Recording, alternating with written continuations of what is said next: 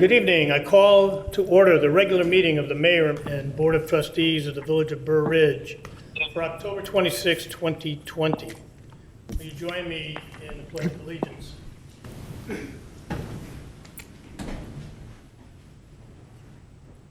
I pledge allegiance to the flag of the United States of America and to the republic for which it stands, one nation, under God, indivisible, with liberty and justice for all.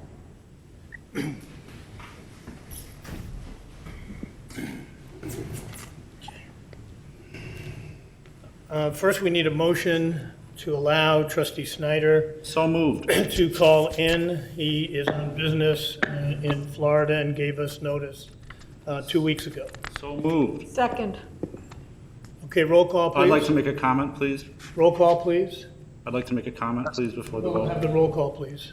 Well, typically the way it works is a first and a second, then there's comments. We'll have the roll call, and then you can make your comment. Let's do the roll call. Trustee Model, Yes? Trustee Mytal, Yes. Trustee Paveza, Yes. Trustee Francis, Yes. Trustee Chiappa, Yes. Trustee Snyder, Yes. 6-0. 6-0, the motion passes. Yes, trustee. So in the past, I made this motion to support what I believe is a fair and open process and allowing all the board members to participate. In the past, I believe that I've been arbitrarily, maliciously blocked from participating in the meetings and the random ideas of the trustees. It's improper, it's wrong. Whenever I'm traveling on business or calling in for whatever reason under the pandemic, you should always allow another trustee to participate. I think it's ridiculous that you've done that, and I certainly don't want to behave in the same way that you treat me.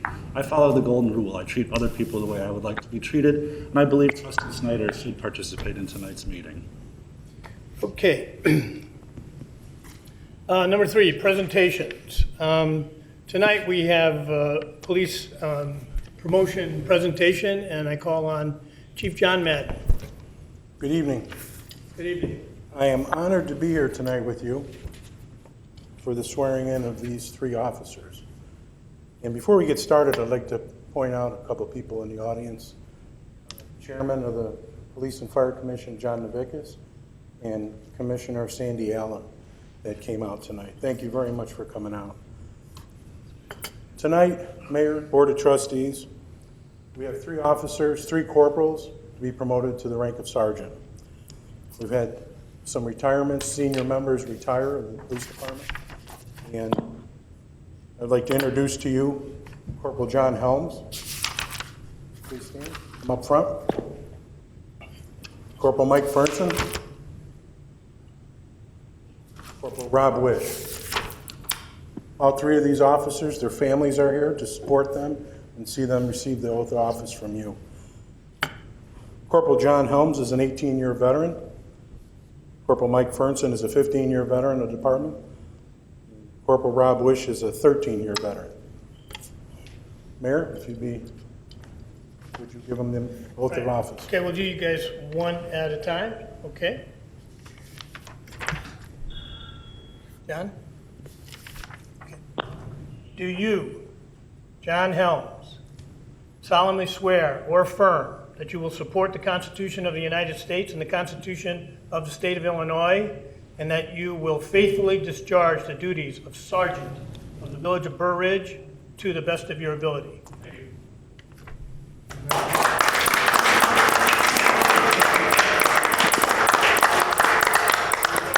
Shake hands, but we'll give you the symbolic elbow bump. Congratulations. Michael? Do you, Michael Fernson, solemnly swear or affirm that you will support the Constitution of the United States and the Constitution of the State of Illinois, and that you will faithfully discharge the duties of Sergeant of the Village of Burr Ridge to the best of your ability? I do. Congratulations.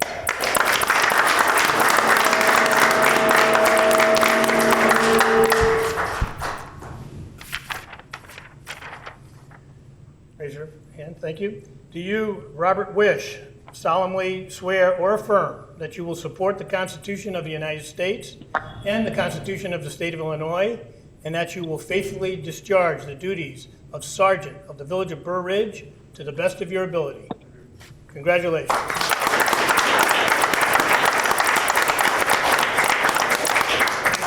Stand and give him a real round of applause.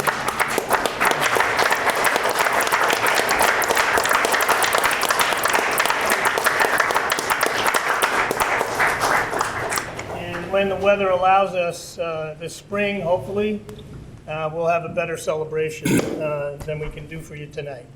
But thank you all for your service to this great village. We're fortunate to have all three of you. Thank you very much.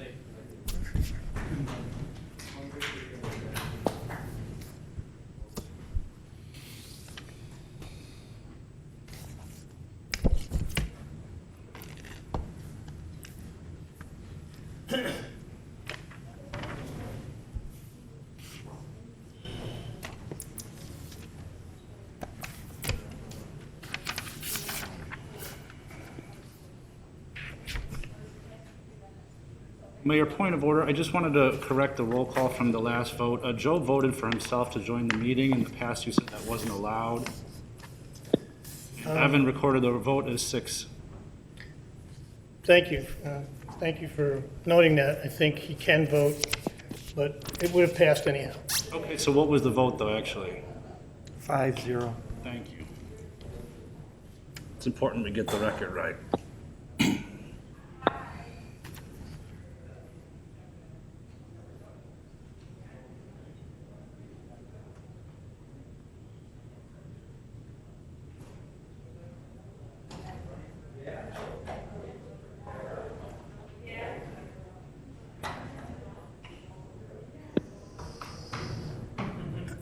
Okay, the next item is the consent agenda. All items listed with an asterisk are considered routine by the village board and will be enacted by one motion. There will be no separate discussion of these items unless a board member or citizen so requests, in which event the item will be removed from the consent agenda, discussed by the board, opened for public comment, and voted upon during this meeting. 5 minutes. A, approval of regular board meeting of October 12, 2020. B, Remove. B? A, please. A. Okay. If you want something removed, please say so before I get there. B, receive and file planning commission meeting of October 19, 2020. 7, resolutions, adoption of resolution supporting the village's Illinois Transportation Enhancement Program, ITEP grant. Remove, that's 7B, remove, please. Are there any others you'd like removed so we can do this in a more orderly fashion? There's only, I think, 2. Just let's keep going. We're doing it the right way. 8, considerations. F, Wait, approval of conditional sign approvals. You want that removed? no, that one's fine, thank you. Oh, it's fine? Okay, good. Approval of conditional sign approvals, S04 2020, 16W 361 South Frontage Road, Price. G? Yeah, please remove that one, thank you. H? You're okay with that? Receive and file letter of resignation of part-time general utility worker 1, Michael Wolfram. H, approval of recommendation to hire replacement part-time general utility worker 1 to fill vacancy created by the resignation of Michael Wolfram. That was I. HI, thank you. And J, approval of vendor list dated October 26, 2020 in the amount of $717,070.41 for all funds, plus $200,811.38 for payroll for the period ending October 9, 2020 for a grand total of $917,881.79, which includes special expenditures of $27,939.50 to Arapi LLC for air purifier systems, and $27,270 to GO Painters, Inc. for fire hydrant painting. Can we get a motion to approve the following items on the consent agenda? 5B,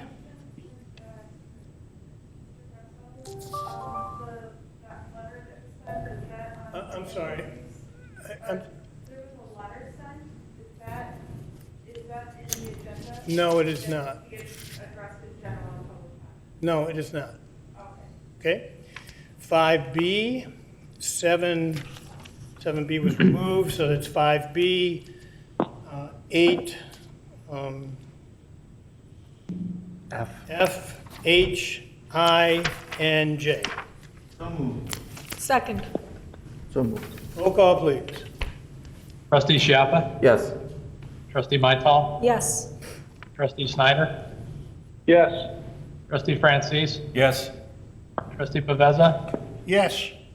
Trustee Model? No. 5-1.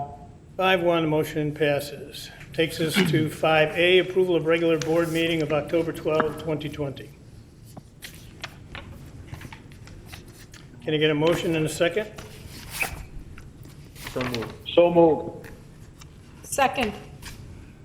Any discussion? Yes, I have some corrections that are to the minutes and some comments to make regarding the minutes.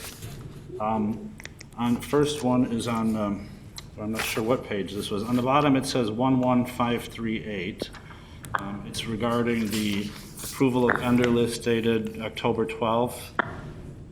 Do you have this in front of you? Do you have these minutes around?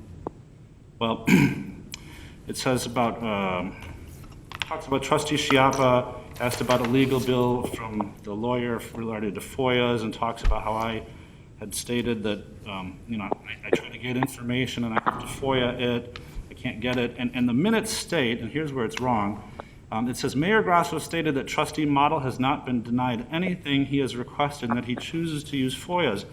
And trustee Model asked about billings and blah, blah. So anyway, Tony, I forwarded this to you, but this is me asking Doug on this email, September 25th, asking for the legal billing from the law firms and the spending.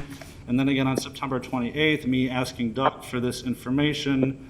And then ultimately never getting a response and having to file a FOIA to get the legal bills. So again, when we're voting on things for the lawyers, I expect that I'm presented with legal bills. I expect that I'm given information. I don't have to FOIA it. So these minutes are wrong. Mayor Grasso has denied me information, and I have a copy for it, Tony. I sent it to you. I didn't hear back from you, but there's a copy if you'd like to see all those emails right there. That's just one example. There's many, many more. So I'd like those minutes corrected to strike, to read that he's been denied and asked for several items that he has not received, and just strike these words about Mayor Grasso stated that trustee has not been denied, and that's not true, and about the legal billings and such. So anyway, I've got the email here. I just wanted to clarify that. And then the last part, also in these minutes, there was another problem here with the minutes where we talked about the protocol with the chief and drug crime investigation. I asked the chief to let me know if it was the usual protocol. The page, by the way, is 11543. I asked the chief if it was the usual protocol for him to immediately forward a tip on drug information to the mayor. And what's missing from the minutes is the chief's response. He said no. And so that's missing from those section of the minutes, and I think it should be added because it's an important note, because I don't think it is usual practice for the police. And I'd like to stand for these officers, but I don't have faith in the integrity of our department when there's serious problems going on in the village. I've asked the police to investigate them, and they leak it to the mayor. I certainly don't have a lot of faith about what's going on here, so I won't be reporting any more information to the chief. I'll seek a better law enforcement authority, but I definitely want to add it to the minutes that the chief did say no, it's not the usual practice. So those would be my two corrections, please, if possible, to the minutes. To amend in a second. I'll make a motion to make those corrections. Is there a second?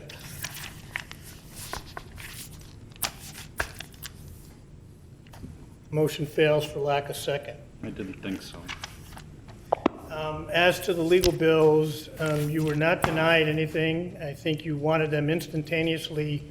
They are not available instantaneously. It took us some time to get them together, and I believe you were provided a spreadsheet of all of those legal bills. Yeah, after I FOIA'd it, that's correct, but again, you Because lied. you then You lied, FOIA'd it Gary. I just before want we to could note even in the record respond. that you're a liar, okay? Thank you. You were you Thank you. FOIA'd it We're done. before we I could have nothing even else to say. give you Thank a you. reasonable Thank you. response. Thank you. Okay. Thank you. Just get the record Thank you. straight. Thank you. No, it's right here in the record. All right, let's go on to the next one. Let's go on to the next one. Point of order. Yes? I had two grammatical corrections on page Sure. 11543, please. Second paragraph. Okay. Chief Madden replied by stating that trustee Model works hard to discredit him and his integrity. The word "and" is missing. Thank you. That's a good point. You know what? The chief was right. Excuse don't me, I have the discredit floor. him. Okay, fine. I'll talk in a minute. Chief discredits Order. himself. Could you ask Mr. Model to stop interrupting people? Yeah, I could make him try, but you're accustomed to the way he acts at board meetings. This is consistent with the way he acts at board meetings. Okay, thank you. Frustrating to Second- be here. My second grammatical correction, please, would be trustee Model asked if Chief Madden forwarded information that trustee Model had sent to the chief, it to the mayor. So I'm confused by the "it to" part.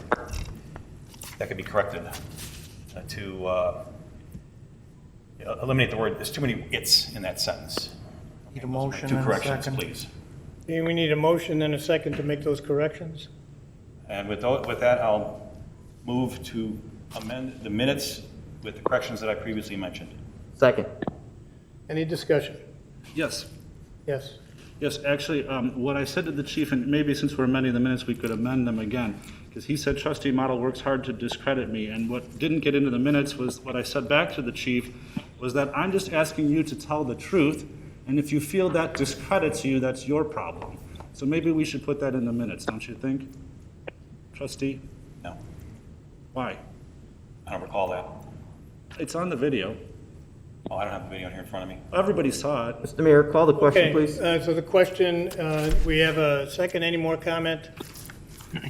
Roll call, please. Trustee Francis. Yes. Trustee Schiappa. Yes. Trustee Paveza. Yes. Trustee Mytal. Yes. Trustee Snyder. Yes. Trustee Model. No. Now a 5-1. motion to approve the minutes as amended. Okay, at 5-1, the motion passes with the amendment to the minutes. Now I need a motion to approve the regular board meeting of October 12, 2020 as amended. So moved. Second. Second. Roll call, please. Trustee Francis. Yes. Trustee Paveza. Yes. Trustee Model. No. Trustee Schiappa. Yes. Trustee Mytal. Yes. Trustee Snyder. Yes. 5-1. 5-1, the motion passes. It takes us to 7B, adoption of resolution supporting the village's Illinois Transportation Enhancement Program grant application for the South Frontage Road Sidewalk Improvement Project. Can I get a motion to approve? So moved. So moved. We have a second? I'll take that as a second, Joe. Any discussion? Yes. Go ahead. Thank you.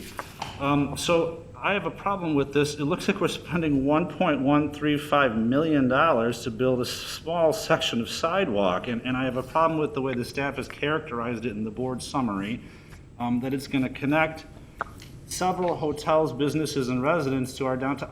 I don't understand it, because where is this sidewalk going to go from to? This is a project that would, if we're successful, this will be grant funded. Dave Preissig and the Public Works Department will prepare the grant, and it would connect the Crown Plaza Hotel to the ESA Hotel to County Line Road, and then subsequently to downtown Burr Ridge. So the Crown Plaza around Frontage Road here, it's going to come all around that Frontage Road corner and connect into the stoplight here on County Line Road, basically. Correct. I mean, that's a phenomenal price for a sidewalk, and I think you're being disingenuous in saying it's going to be grant funded. Maybe we're going to get 75% of the grant. That's still several $100,000 on the village's books of expense. We've said no to projects less than this already. We've said no to sidewalks. This is so small, and it's not several hotels. It's the Crown Plaza. Isn't there already some sidewalk over there right now? Because it starts, I think it goes from County Line Road right up to almost Cogliani's funeral home. There's some businesses there. I mean, this is a tiny bit of sidewalk connecting essentially one hotel to everything else for $1.1 million. Look, if the state funds it, first of all, Illinois is fiscally irresponsible. That's horrible.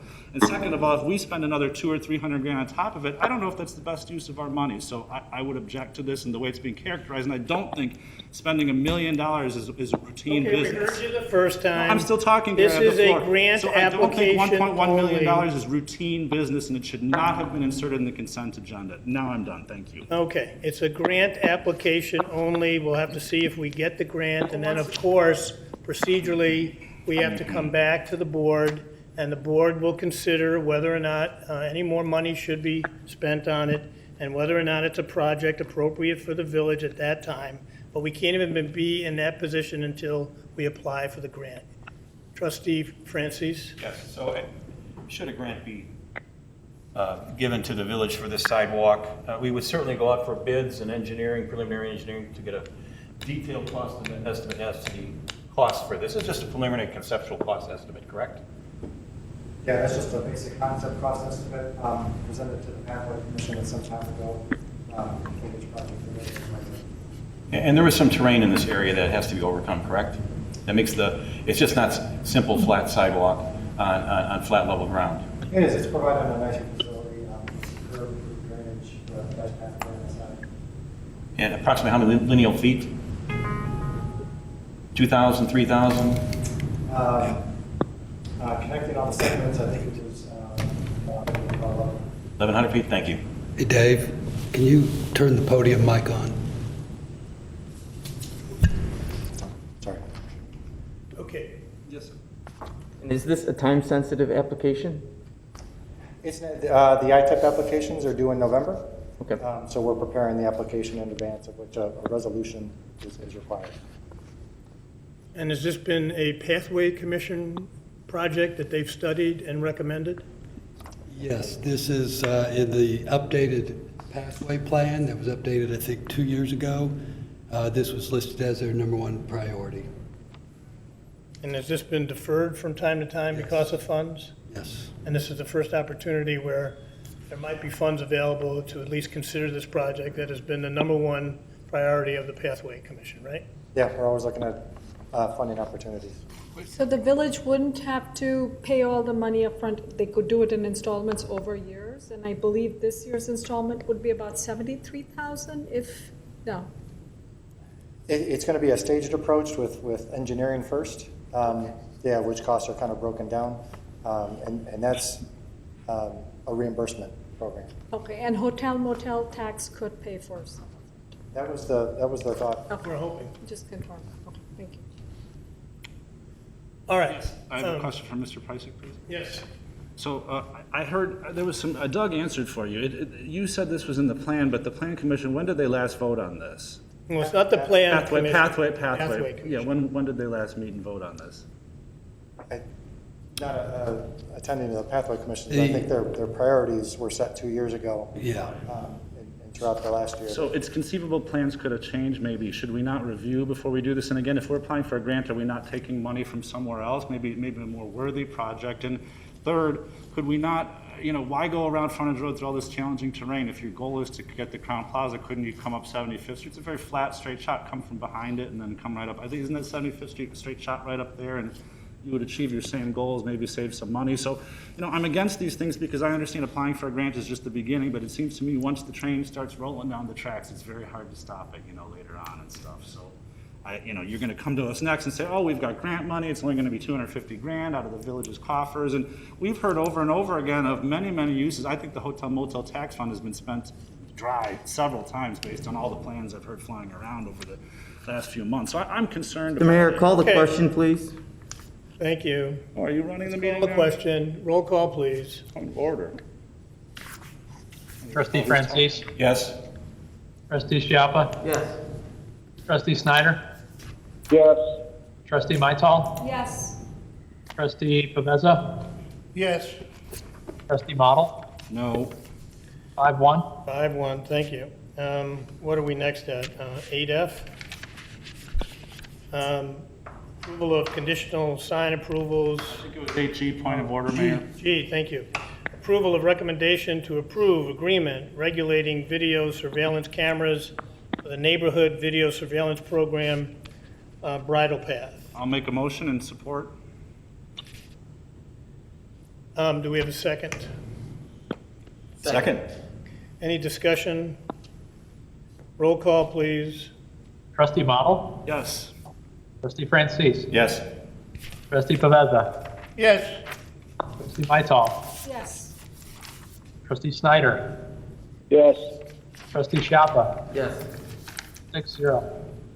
6-0, the motion passes. Thank you. That takes us to 7, resolutions A.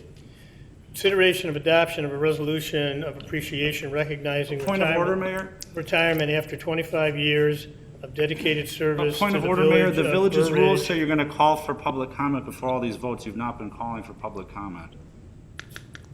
Just like to remind you of that. There might be people on the phone that want to comment. We have 7A, resolution. Consideration of adoption of resolution of appreciation recognizing retirement after 25 years of dedicated service to the village of Burr Ridge, J. Douglas Pollock. Yes, trustee Francis. I'd like to make a motion to table this till the November 9th meeting. Is there a second? Second. Roll call, please. Trustee Francis? Yes. Trustee Schiappa? Yes. A point of order, Trustee Snyder? can we get residents' comments before we vote? I thought you were going to let residents comment before we vote. When there's a motion to table and a second, there is no further discussion. It'll be tabled if the motion passes to the November 9th meeting. What's the reason that we're tabling it? There's supposed to be a reason stated? We have a motion and a second and a roll call, please. Point of Continue order, the roll what's call. the reason? I can Trustee explain Michael? it to you after the meeting. If you'd stay by, you can No, give it. I'd like to explain to the public, to the people in the open meeting. I think that's the protocol, right? It is not the protocol. It is a private matter. I'm more than happy to It's discuss Robert's it with rule, you. I'm talking about Robert's rules. Okay. That is the ruling. Let's have the roll call, please. Trustee Mital? Yes. Trustee Paveza? Yes. Trustee Model?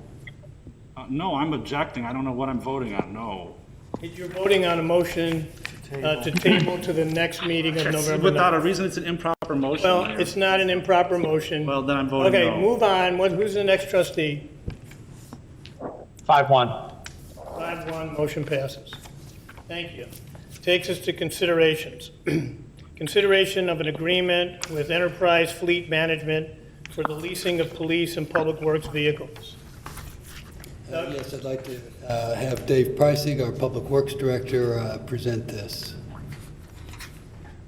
Thanks, I've got a brief presentation. Trying to summarize about a year's worth of analysis and investigations.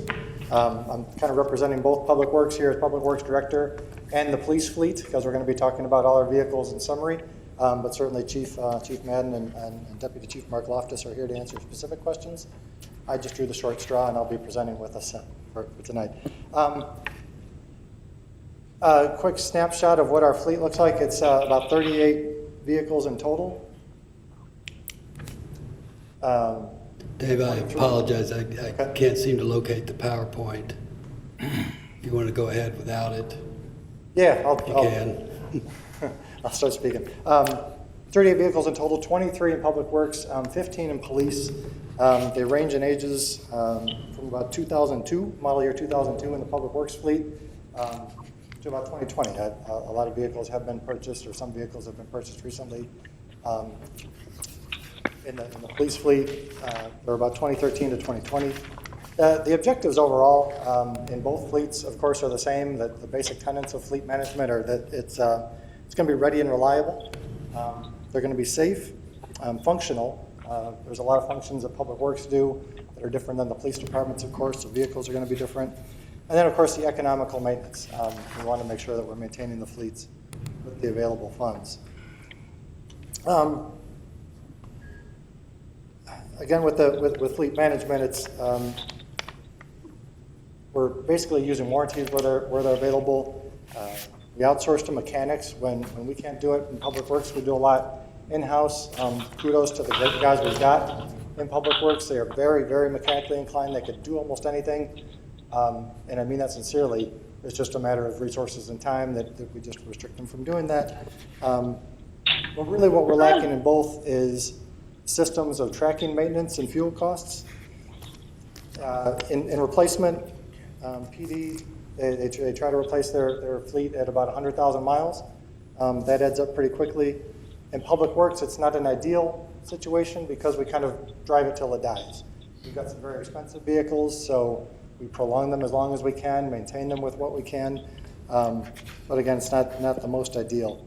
With budgeting, it is just a capital asset. A lot of what you see is in the equipment replacement fund, it's general fund transfers into there. It's general fund allocations in the capital outlays in regards to the police department. And how we purchase these things, you've seen it through cooperative purchasing contracts. We dispose of them, you see the ordinances. And we do that through auctions or trade-ins as well. So the idea was proposed to staff about a year ago, at least, if not a little bit further, and how to lease vehicles. Was that a good option? So we took a hard look at it. We really wanted to approach it from a couple different ways. It's really non-traditional, so we wanted to poll a lot of the other agencies that have been doing it. What's been their experience? And of course, going back to the fleet maintenance, what are the financial considerations? Are we maintaining and managing the fleet as good or better than our more traditional approach? And then how do we procure a leasing arrangement? We looked at that. Do we have to go out for bid for something that complicated? But again, through those cooperative purchasing contracts, through the National Joint Purchasing Agency, or what's called now a Sourcewell, of which we're a member, the contract was awarded in July of 2018 to Enterprise Fleet Management out of Missouri. So we initiated those discussions with them. So without these slides, it's a little difficult. But some of the agencies that, you heard the presentation back in March, and Enterprise came to us and showed us the 750 plus agencies across the nation. Point of order, there's somebody in the hall. This is an open meeting. You should open the doors. The doors are supposed to be open for the open meeting. Thank you. They just don't have to be locked. Right. They don't have to be open, but I don't think anybody had trouble getting in, so. More locally, we were tipped off to City of Crystal Lake, having done this already for 2 years. Village of Lisle, Villages of Oak Brook, and even more locally, the Village of Western Springs, we just talked to recently, for their experience. All of them gave positive feedback, so we continued further down in their discussion with Enterprise Fleet Management. The strength of dealing with Enterprise, for example, and I'm not trying to pitch them in particular, but in that they've got a 2 million vehicle fleet, so they have a lot of analytics. And one of the strengths of their program then is that they really know the right time to dispose of a vehicle, the right price to obtain the vehicle. So they pass that along to us. But then, you remember that graph, is that how they structured the leasing arrangement is it's not your traditional closed lease as you're maybe used to on private vehicles, but it's what's called the open-end equity lease. So you're really just financing the difference between the purchase price and that book value. So it's not the entire purchase of the vehicle, but it's that difference between the purchase price and the book value. When Enterprise, again, back to their strength of knowing the timing of fleets and disposal of fleets, is that they anticipate a resale value more than your book value. So you get even that back. So again, you're not financing the whole cost just down to the book value, but you're also doing that and getting the equity back at the end of the term. So that's a couple of the key components. Really, and the second strength of their program is their professional oversight. They bring in a management toolkit that's available to us, where otherwise we wouldn't necessarily have that. So it's professional oversight of the maintenance. We get their maintenance technicians kind of managing a little bit about what we do with our maintenance. They've got pre-negotiated rates with local vendors. So places like Burridge Car Care, for example, they pointed out. So we get to use that. But again, back to their strength of their fleet, they can analyze the right vehicle at the right price. We wouldn't have known that an Explorer with the Interceptor package is higher overall cost than the Chevy Tahoe with the police package. So therefore, they're recommending like a Chevy Tahoe for the police department, which they're pleased. Same thing with the Ford F-150. Thankfully, that's the best value over like a Chevy Silverado for a public works fleet. So we get that benefit of knowing the right vehicle, the right price. And again, back to their strength and their professionals, they provide a commitment that they're going to be accountable to us through the annual client review, and also in back of that to disposal package, that they know then where to wholesale these prices to, so we get the best value on our resale. By the numbers, without the chart, I'll just try to describe it to you. We heard the pitch back in March. We needed the proof internally. It was about a year's worth and dozens of spreadsheets, and as Chief and our Assistant Director, Amy Nelson, will testify, there's a lot of analysis that we did.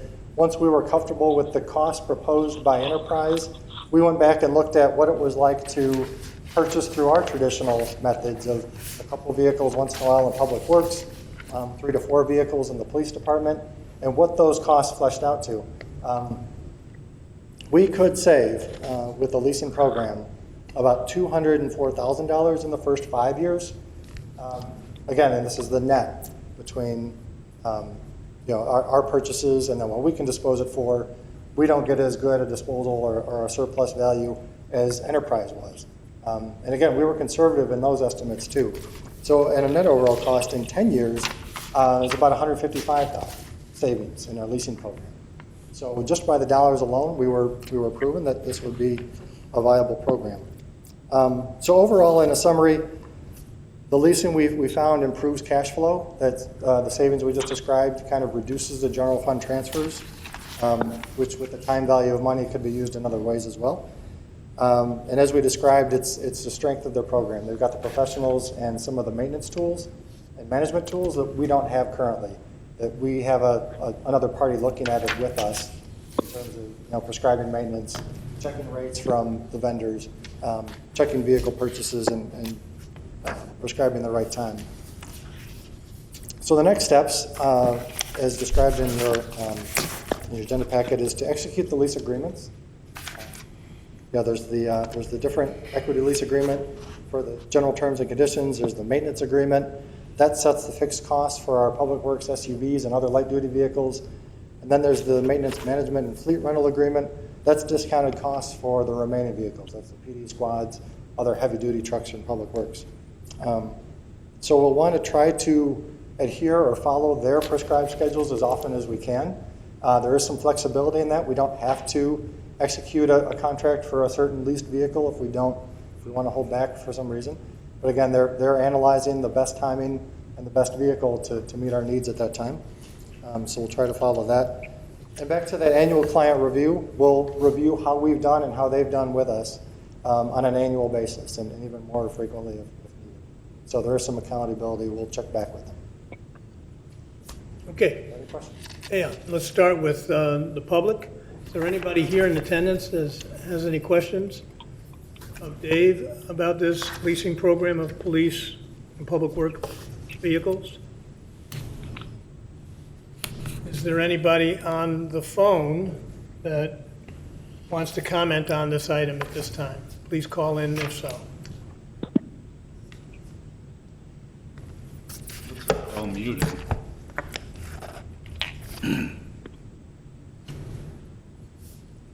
Or unmute if you want to comment on this topic. I think they have to press *6 to unmute. That's been my experience.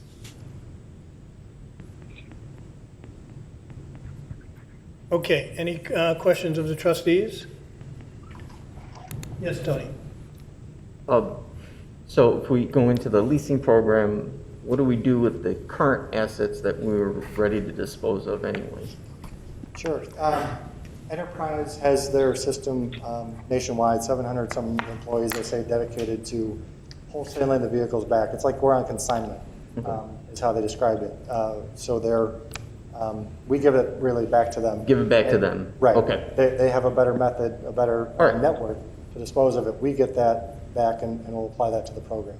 Okay. That's one of the reasons the costs are so low Okay. in the first year, is that number of vehicles. Right. And before we sign this, our attorneys are going to review the lease agreements and, Done so, yes. yeah, that's it. Thank you. Yes, Al? We've discussed it several times, we've thought about it, but we've never pulled the trigger on doing it. And even though it shows leasing is a way to save money, we just haven't done it. And I think we've finally come to the conclusion it's about time, and let's find out if it's really the right way to go. And I thoroughly support the way of going this direction. Anyone else? Yes, Anita? I just wanted to confirm, so in the savings, have you budgeted in the cost of maintenance? I mean, services and all of that stuff. Is that inclusive when you figured out the savings? Yeah, we did, and I apologize, the chart wasn't quite presented, but we did look at the next purchase. That's the purchasing and then the disposal or surplus value, but also maintenance. And there is some maintenance savings too, when you've got newer vehicles like that routinely. Right. Some of the vehicles flipped every 5 years, for example, as opposed to 12 to 15 for a pickup truck. So there's a lot of savings in maintenance too. Yep. Well, I support the program. I think, you're saving money and you have better quality of vehicles to drive and peace of mind that nothing's going to break down, hopefully. Yes? Yes, well, on the surface, I support the idea. The concept of saving money does sound good. It's my understanding there is no guarantee of money savings. You can answer when I get to the end, but so I'm concerned that there is no guarantee, and what happens if this is costing us more? How do we get out of this? How do we terminate this, and what the cost is going to be to the village on the downside? Because I have brought this up before, and I'm wondering why. I brought it up when Steve Stricker was still here, and Steve shot it down out of hand, said they've looked at this. This does not save the money the way it appears to be, and so I'm very concerned that why we had a very good village manager for many years, didn't want to do this. Suddenly now, Trustee Snyder brings it up, and something's happening here. I have concerns that Trustee Snyder gets benefits either from enterprise to the or either a kickback or insurance business from these people somehow that he's. Point of order. Because I have concerns because I've witnessed Trustee Snyder forge his brother's signature on notary documents and other things. So I don't think he's the most. I don't think he's the most, trustworthy person. Okay, When Zach. he's Point of order. bringing this, and suddenly, Mayor. when he's bringing this, and he's suddenly, please. I have the floor. When he's bringing this, and it suddenly is getting But this you're kind not of. We are trying to conduct village business here. Kickback. I mean, I've literally Zach. witnessed him forge his brother's signature and use the notary stamp to sign his election documents. So I don't think Mr. Mayor. him bringing a vendor is a trustworthy vendor. So can you tell me, is there a guarantee? Zach. And what happens if we don't get the Come on, guaranteed Zach. savings? Thank you. Zach? Thank you. What Thank happens if we don't get the guaranteed savings? So How do we get out of this, Dave? We've heard you, that's enough. This has been something the village, when I was I wanted to first hear mayor- from Dave, You're Mayor. done, you're done. But I want to at hear this from, point. I'm not asking you a I- question. That's fine. He's the staff. I'm going to address him at this point and the public. First of all, those comments, typical of Zach, are totally out of line, disparaging, again, another fellow trustee. I think it's relevant. Making up stories. Not made up, as witness. And please, be quiet at this point. You had the floor, and then I have it now. You interrupted me. So, the village, when I was first mayor in '05 and mayors prior to that, considered this from time to time. The numbers never worked. Chief Madden has a long history. We have gone to him on this several times. And when Trustee Snyder did bring it forward, only Enterprise actually had the program that we looked at because it was one and that came forward with a potential cost savings for the first time. That cost saving seems to be worthwhile and worth looking into. Other villages, as was pointed out at the time in March, have done this successfully, but there's no guarantees in life, of course.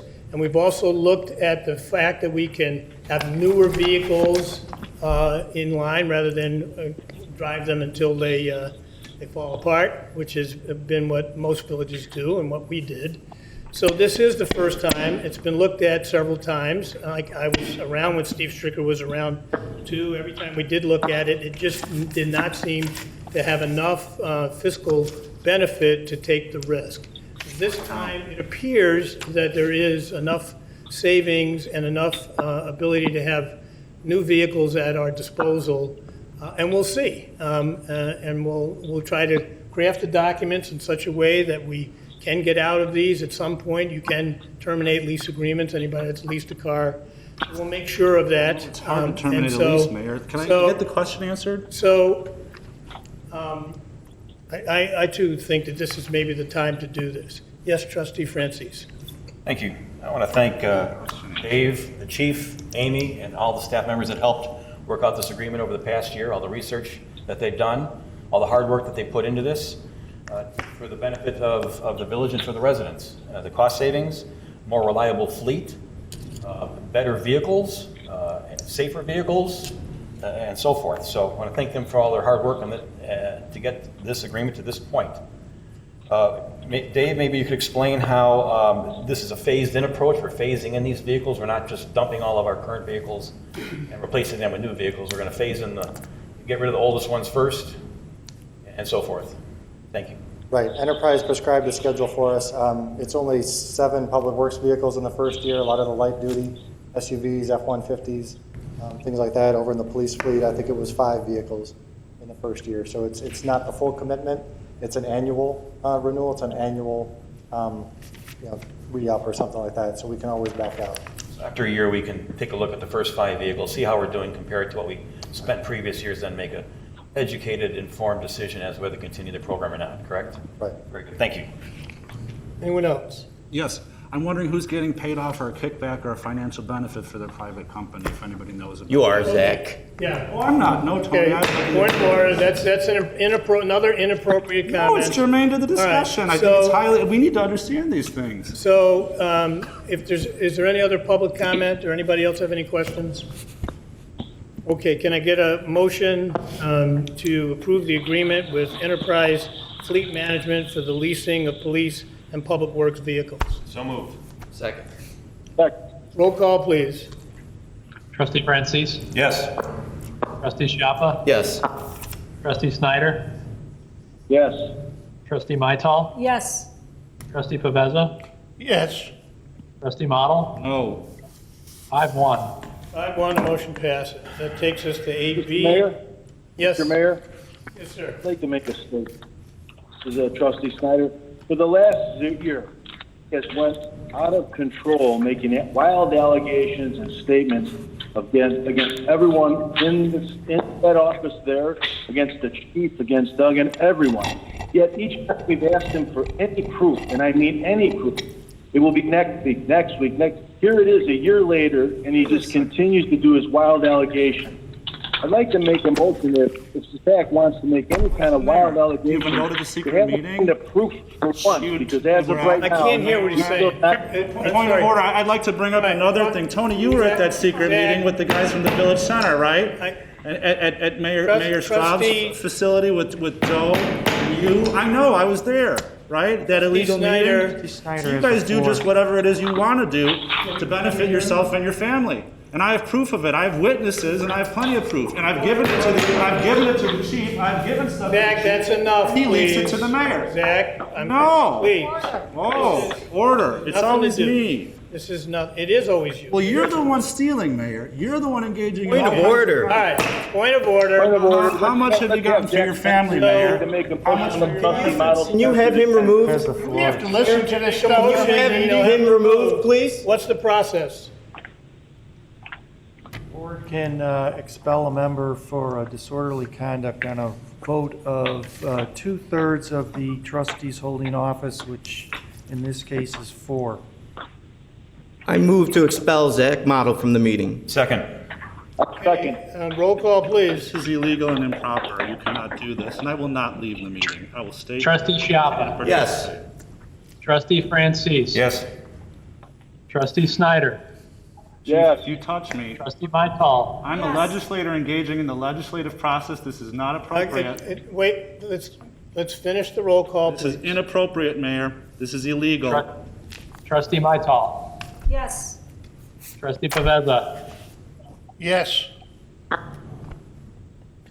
5-0. 5-0, motion passes. All right, I didn't get to Mike, vote. would you please explain to the audience and the public under what provision this applies to trustee Model? Yes, section 3.1-40-15. I'm trying to of expose crimes here, and you guys are Illinois silencing me and Municipal Code. gaslighting me. I don't think this applies. Point of order, let me Provides finish. This is improper. This is illegal. The state statute, the Illinois Municipal Code, provides that the city council or the board of trustees may, with the concurrence of 2/3 of the aldermen or trustees then holding office, expel an alderman or a trustee from a meeting but not a second time for the same incident. I don't So, even know what I did wrong. Talking about all your illegal Okay. acts. Zach, would you please leave? No, I will not leave. Thank you, Mayor. Chief, would you please show him out? Chief, do not touch me. I'm warning you. Will result in a lawsuit. As a Burr Ridge resident, I would like to know why the rubber stamp board is always going with what Gary Grosso would like. I seem to hear a lot of valid points coming from Mr. Model, but for some reason, you guys sit there and attack him, every single one of you. It seems like you've got some sort of agenda. You've thought of a role or a script before the meeting so that you Thank could you. attack him. Would you identify yourself, please? Yes, my name is David Williams, Burr Ridge resident. David Williams, are you Mr. Model's partner? I don't know what that has to do with my residency. It doesn't Okay. change it at all now, does it? I understand, Mr. Williams. Thank you for your comment. Do not touch me, Chief. Feel free to stifle me continually like you do other Burr Ridge residents. Do not touch me, Chief. I will not leave, Chief. Do not touch me, Chief. No, I do not. I'm a legislator engaging in the legislative process, Chief. I will not leave the meeting. We adjourn? recess. You can adjourn the meeting, you can end the meeting, but I will not leave the meeting, and I ask you, do not touch me. Recess? For, you know, I'm well aware. Can I, I may enter And then as a you're citizen, done. I may do that in the Can- future, but can I I will get a not leave the motion to meeting as a recess? legislator. This is an improper action. You do not have the authority to do 15-minute this. recess, please? Can we get a motion to recess for 15 minutes? Second. We have a motion and a second? Yes. Okay, roll call, please. Trustee Chapa? Yes. Trustee Mytal? Yes. Trustee Paveza? Yes. Trustee Snyder? Yes. Trustee Francis? Yes. Trustee Model? No. 5-1. 5-1, the motion passes. We're in recess for about 15 minutes.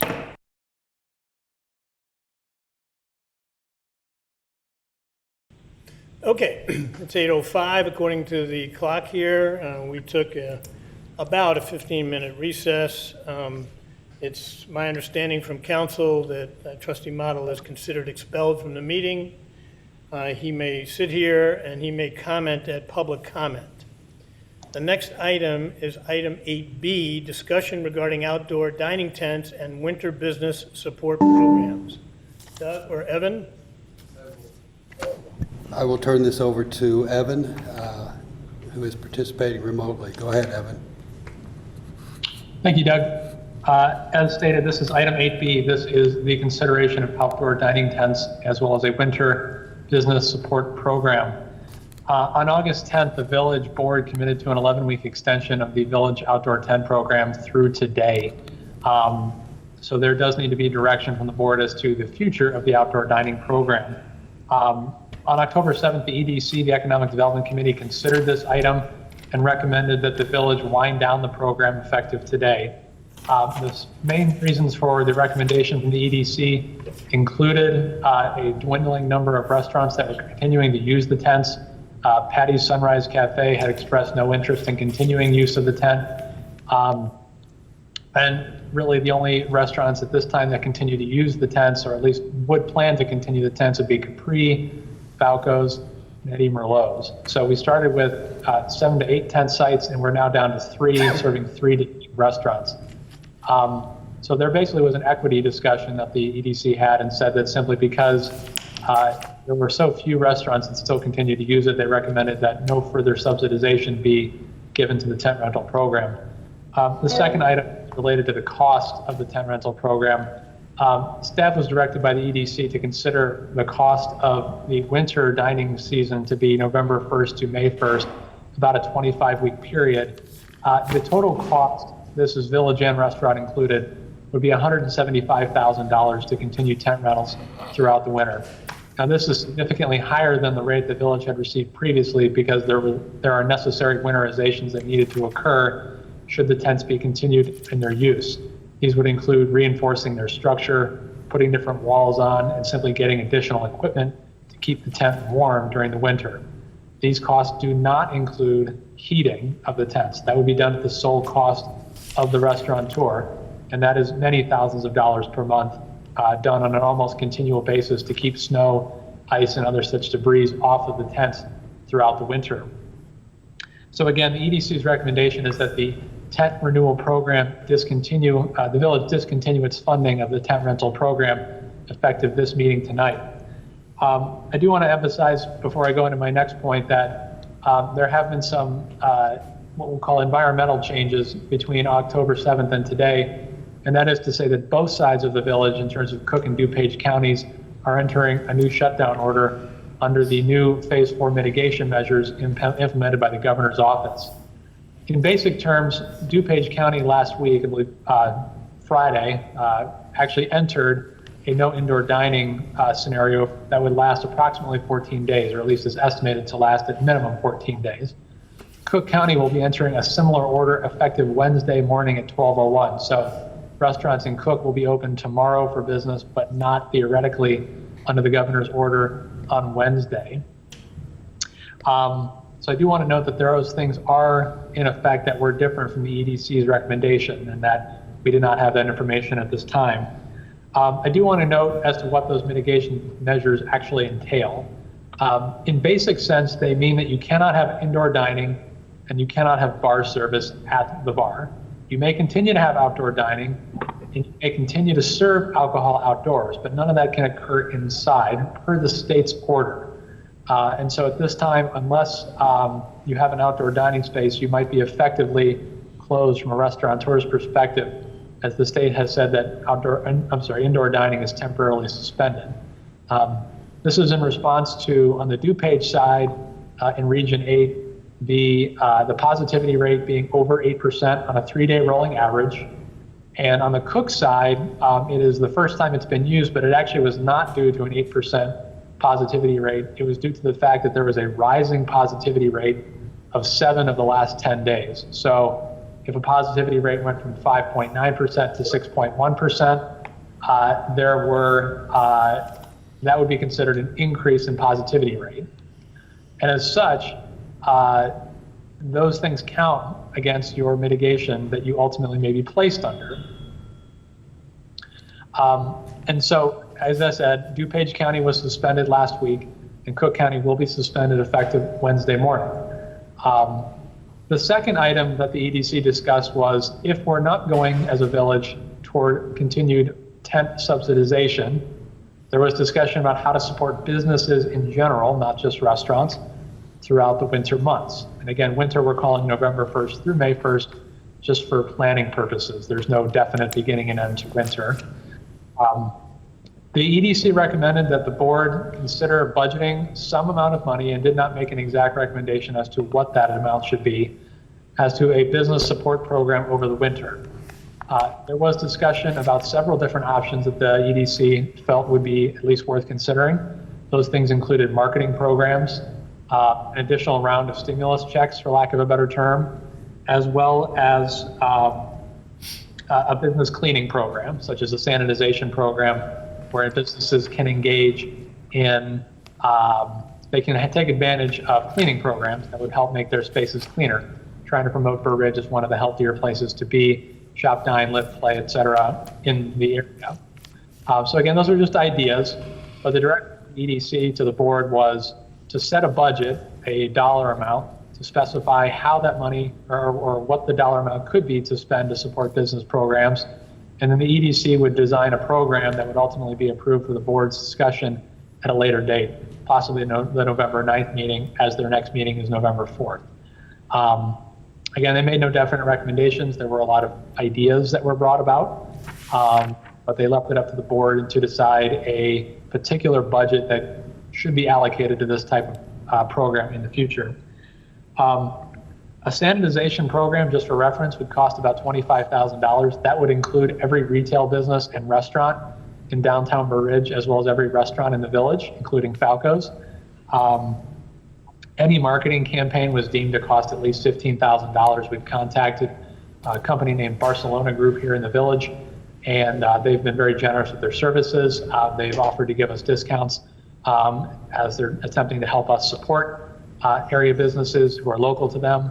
The EDC did make a recommendation that some of this money should come out of the hotel motel fund, but of course that is the board's discretion. the hotel motel fund is performing slightly better than the year beginning projection in terms of end fund balance. But I do want to note it is only slightly better, about $10,000 to the good compared to what we projected on May 1st of 2020. I do want to note one other item just for discussion purposes. If the board does recommend the use of hotel motel fund balance or reserves, just please note that 25% of your reserves of that fund can be used to support the road program going forward. And so every dollar taken out of the reserves would mean that there would be slightly less money available for the road program in the spring when that programming is scheduled to occur. I've spoken to a number of the restaurants in the village today. Again, the news about Cook County came out today. We're trying to play catch up. We feel like we've got a pretty good handle on what everybody's feeling is throughout the village at this point.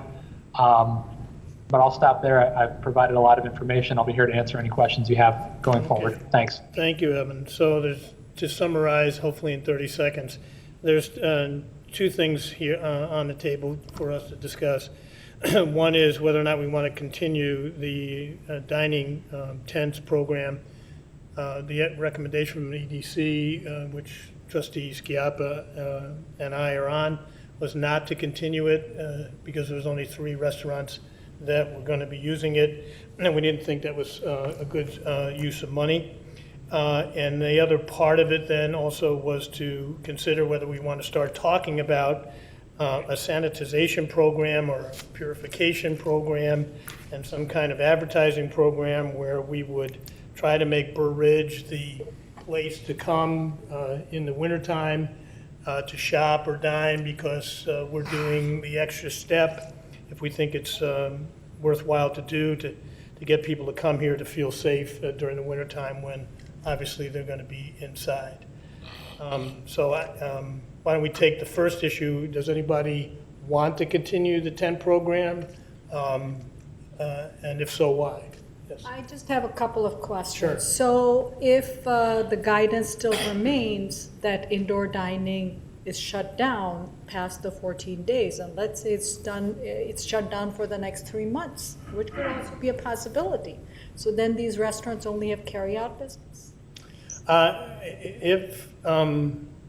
I suppose that's true. I mean, it seems like the governor, I don't have my hands around it all. It just happened this morning. He announced it at his press conference, and news report came out about 11 o'clock this morning, and then he announced it.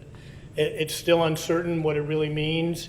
We have seen many of the villages, some of the villages, I believe, well, there are several that you can find where they're just going on as if the governor didn't issue such an order in DuPage County and in Will. And so his tone today, I didn't see the press conference, but I was told his tone was a little less authoritarian and more, this is what we should be doing, so we're not even sure what the validity or the scope, I should say, of the order is. But we don't know, Anita, Right. But obviously when the EDC was considering this and when we put it on the agenda for October 26th, that order wasn't in play, and we just didn't see a reason to continue the program for the tents. But who knows now what can happen. I just wanted to make another comment. One, I think Burr Ridge did really well, adapted very well to Corona because we were very proactive. We had the tents up. It was a very nice setting. People are drawn to the restaurants. Shopping, I think if you look at other malls, they have a much larger variety of stores. What draws people is restaurants. And I was talking to Amy Nelson this morning, and she said the receipts for some of these main restaurants were comparable to last summer, which I think is kudos to the village. I mean, that we managed to turn things around. I would hate to see that disappear, because April and May were very scary because we didn't know where we were heading. And as far as the winter months, we don't know where we're heading. So, yeah, so those were my comments. Yeah, and I should have been a little bit more clear about the tent program. The fact that the village will not subsidize it, and right now we're subsidizing it up until today at 60-40. 60 the owner, 40 for the village. All 3 of them have said that they're going to continue their tents, they're just going to pay for it. Okay, so they don't expect us to pay for anything? Well, they would like us to pay, but they know, I gave them a heads up that right after the EDC, I gave them a heads up.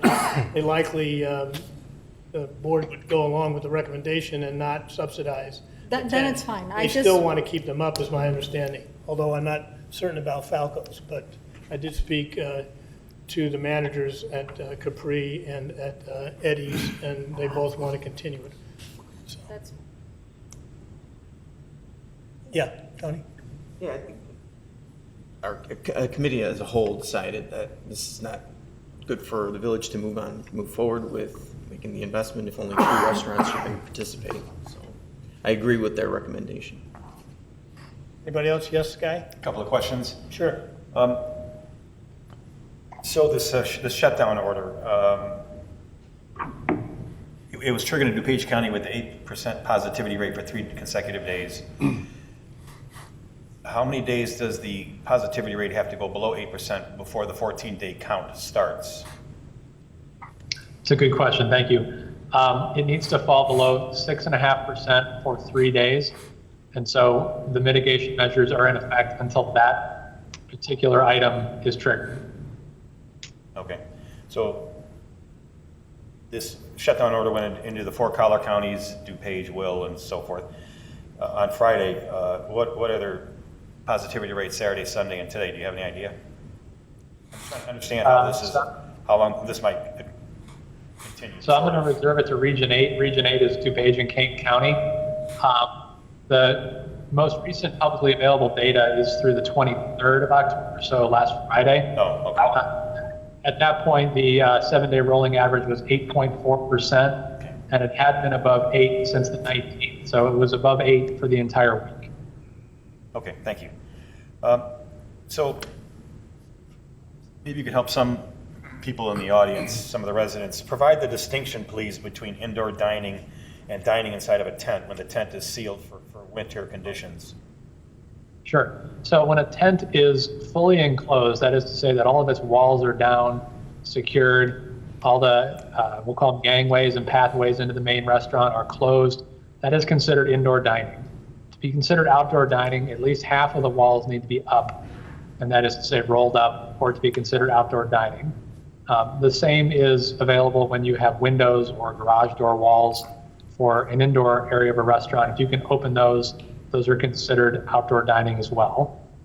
So again, the distinction is half the walls on a tent being up makes it outdoor dining. Okay, so you would expect then to have a tent in operation in January with half the walls up and people dining inside? I would not expect that. I would expect all the walls to be down and the heater running and then to be indoor dining. Okay, all right, very good. So with these shutdown orders, then these tents can't be used in the wintertime. That's where I'm going to. More or less. Okay, thank you. That's all I have. Thanks. Thank you. Anyone else? Joe, anything? So, I don't know that I think it expires on its own. I don't think we need to make a motion. We'd only need a motion and a vote if someone wanted to continue the tent program. I think with the hour moving along tonight and with other items still on the agenda, I think we should start thinking seriously about what you want to do, if anything, in terms of a sanitation purification program and advertising, and whether or not you find any monetary value in that to attract more people to Burr Ridge over the winter months. We probably should wait and see what happens with the governor's order in particular, and maybe I'll put the second half of this on the agenda for November 9th, and we can continue the discussion. Is that okay? Yes? As a resident, can I ask a question about this? As a resident? It's on the agenda. When you open up for Sure. public comment. When When you open up okay. for public comment. 1 second, and I'll get back to you, yes. So maybe between now and November 9th, staff could come up with some suggestions, some programs that they had in mind for the sanitation program. So if and when we can hit the ground running. Yes, and I will, Tents. I'll be sure to do that. As you may have discerned from what Evan was saying, we have some preliminary numbers, $25,000 for sanitation. Well, I'd like to see $15,000. what that involves. And And we have specific programs in mind. The methods, the means, the technology, et cetera. Thank you. That's in the works, and we'll have that for you on November 9th. Now, if there's no more comment from the board. Is there any public comment, either in the audience? Let's start with the audience. Or if anybody wishes to comment on this, you'll have to unmute yourself and identify yourself.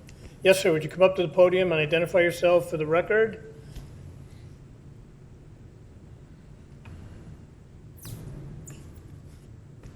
Good evening, Sean Corey, Burr Oaks, Glen South. Just want to go back briefly to some of the comments made by the gentleman in the window. I want to make sure I'm clear and understand what he stated. Oh, Evan, okay. I heard subsidies, I heard cleaning solutions, I heard something else about maybe Burr Ridge continuing to chip in to help our local businesses. Let me say for the record that when I discovered a few months ago that we were subsidizing the tent program, I thought this is a win-win. We're helping our local businesses, we're helping the restaurants, that's keeping people employed. We still get monies from the tax receipts, so on and so forth. And I think, in general, I think people thought that it was a win-win. I agree with this board that if the program is about to expire and we feel like there's little value add or there's not going to be a big return on that investment, then it's prudent to just let it expire. So there's that. What I'm not really keen on is this idea that Burr Ridge and its taxpayers and homeowners would, out of the goodness of our hearts, decide to further subsidize restaurants and small businesses and so on and so forth when, as a country, we've passed $2.2 trillion Fund Act through which people can get PPP loans, small business loans, SBA loans, et cetera, et cetera. So I'm not really keen about the prospect of us as a community deciding we're going to take tax dollars that could be used in the spring for road repair and police car maintenance and pruning of trees from derechos, et cetera, and picking winners and losers, right? Because that's what a market is for. You all are in business, right? We're in business.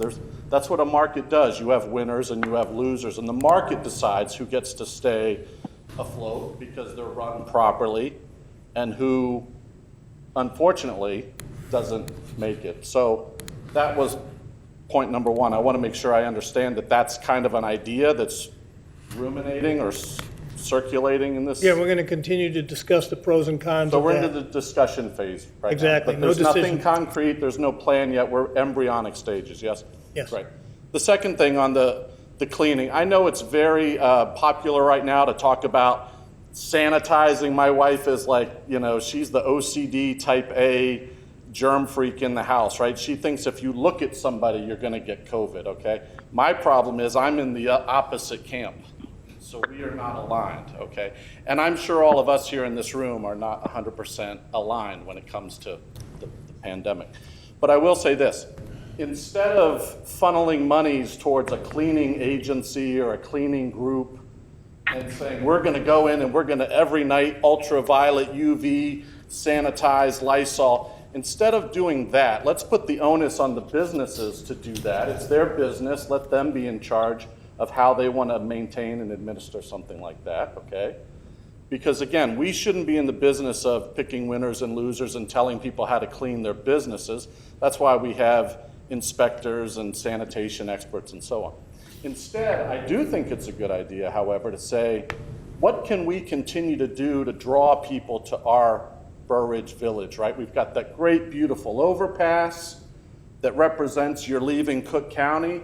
But hey, before you head out, why don't you stop off and come grab a Starbucks or go get some flowers for the wife at Vince's or go to Capri or go to, the winery, what have you, Patty's.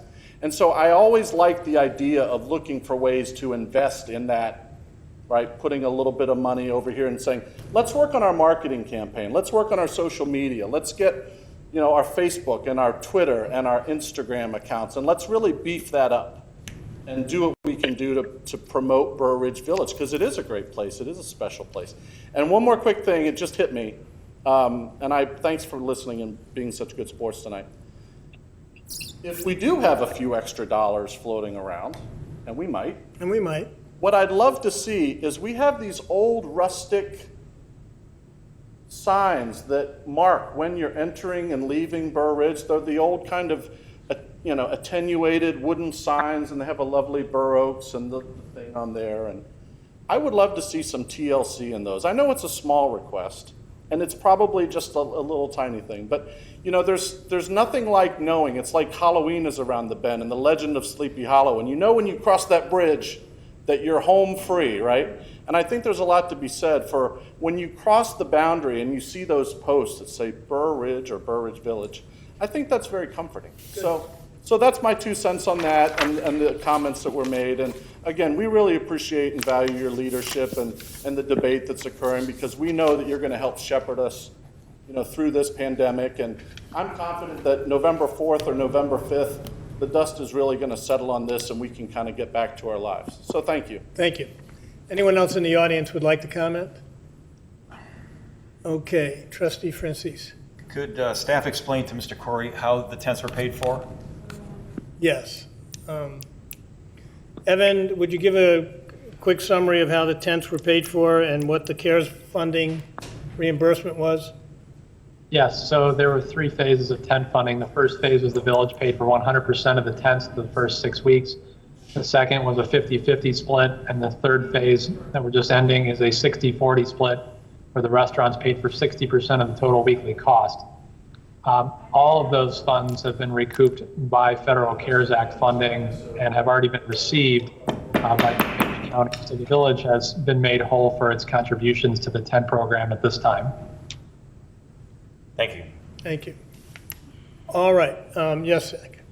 So as a resident, I wanted to make some comments about this that I've done the math. I'm not 100% sure that the tent program plus the cash subsidies that were given were fully covered. I know we talked about a lot of things the CARES Act would cover. We received $345,000, but I lost track of the numbers, but it was a couple $100,000 of cash grants given to the hotels and the restaurants, and then there was the tent program and everything else. So I'm not sure that it has fully been covered, or it's right there, essentially leaving no other CARES Act program for anything else in the village. So we exhausted a phenomenal amount of money on a small number of businesses. And like my fellow neighbor Sean mentioned, I thought at first this might be a win-win too, but when I looked at the numbers of the sales tax receipts that we get from these businesses, it was absolutely not a win-win.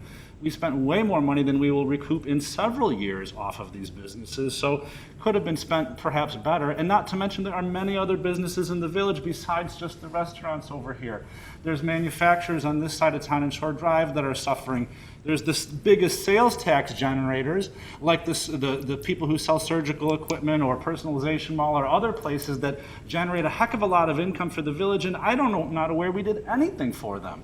So there are so many other businesses and people, and we've spent a phenomenal amount of time and money obsessing over these ones. For what reason, I can't tell, other than I know they've donated generously to the mayor over the years and things. So that's a problem for me. And as far as marketing the village, I agree with marketing, the village. I always supported that when I was on the EDC. I voted for that. That program was cut as part of this. We cut the entire marketing budget. Kivett, the company that used to do the marketing, was stopped and was terminated. So again, I can't say enough about how wrong this is, and I don't think we should be spending any more money sanitizing these businesses.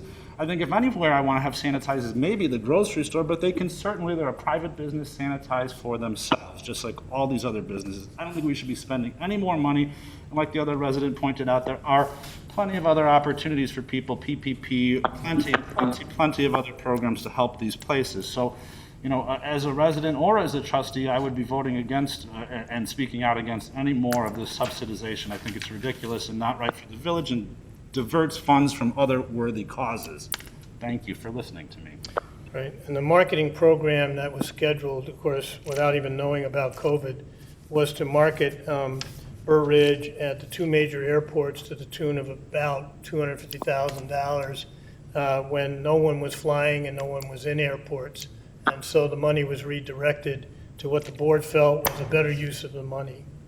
Okay, so I don't think we need to do anything further with that, and that'll take us, unless there's anybody that's called in, Doug?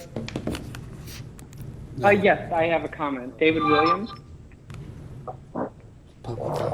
Yeah, we can hear you.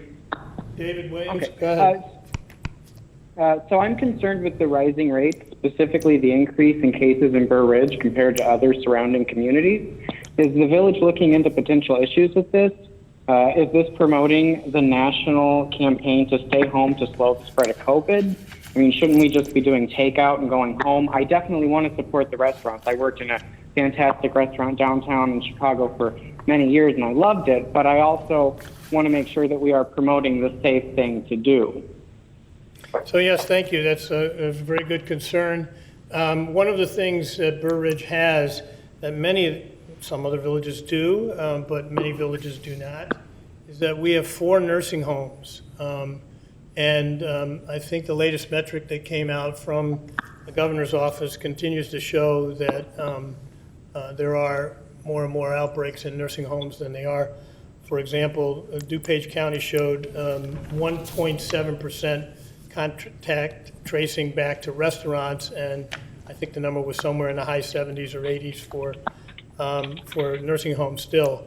So David, we're not sure where they're coming from. I early spoke out trying to find out at least addresses so that we could know about that, but because of HIPAA rules and an opinion from then the DuPage County State's Attorney, we were rebuffed, myself and many other mayors, in asking where the pockets were in our particular village so we could concentrate on those. I think we have continued to advocate strongly about wearing masks, social distancing, washing, and doing all the things that we're supposed to. And generally speaking, I think as you walk around this village, I think we're doing that. I'm not quite sure, Evan, I know you keep track of how we compare locally, and I think we have been rather favorable overall in the last several weeks, whereas there has been a considerable surge. In fact, in Burr Ridge, it hasn't tracked in terms of percentages the way our neighbors have. But I think it's a point well taken. I think Burr Ridge is compliant, and I thank you for your comment. Mayor, I'd like to make a comment. And I just wanted to, go ahead. Right. Yes, thank you. So as a No, resident, I'd like I to didn't mention that, recognize Mayor, you. you were seen around town without not wearing your mask regularly at the restaurants and bars. Zach, And you were also already that the heard. governor did announce the 3 areas of where, just last week, he said where transmission occurs. It's the workplace, it's restaurants, and I understand the governor has said that, but the statistics seem to disprove him, but nobody knows at this point. Thank you for your further comment. Thank you for letting me Zach. comment. All right, let's move on. Consideration, and that would take us to 8C, consideration of Plan Commission recommendation to approve text amendments to zoning ordinance sections 8 and 11 to permit temporary indoor activities, including waiver of parking regulations, subject to staff approval, Z13 2020. I'd motion to table this indefinitely. Is there a second? Wait, who moved that?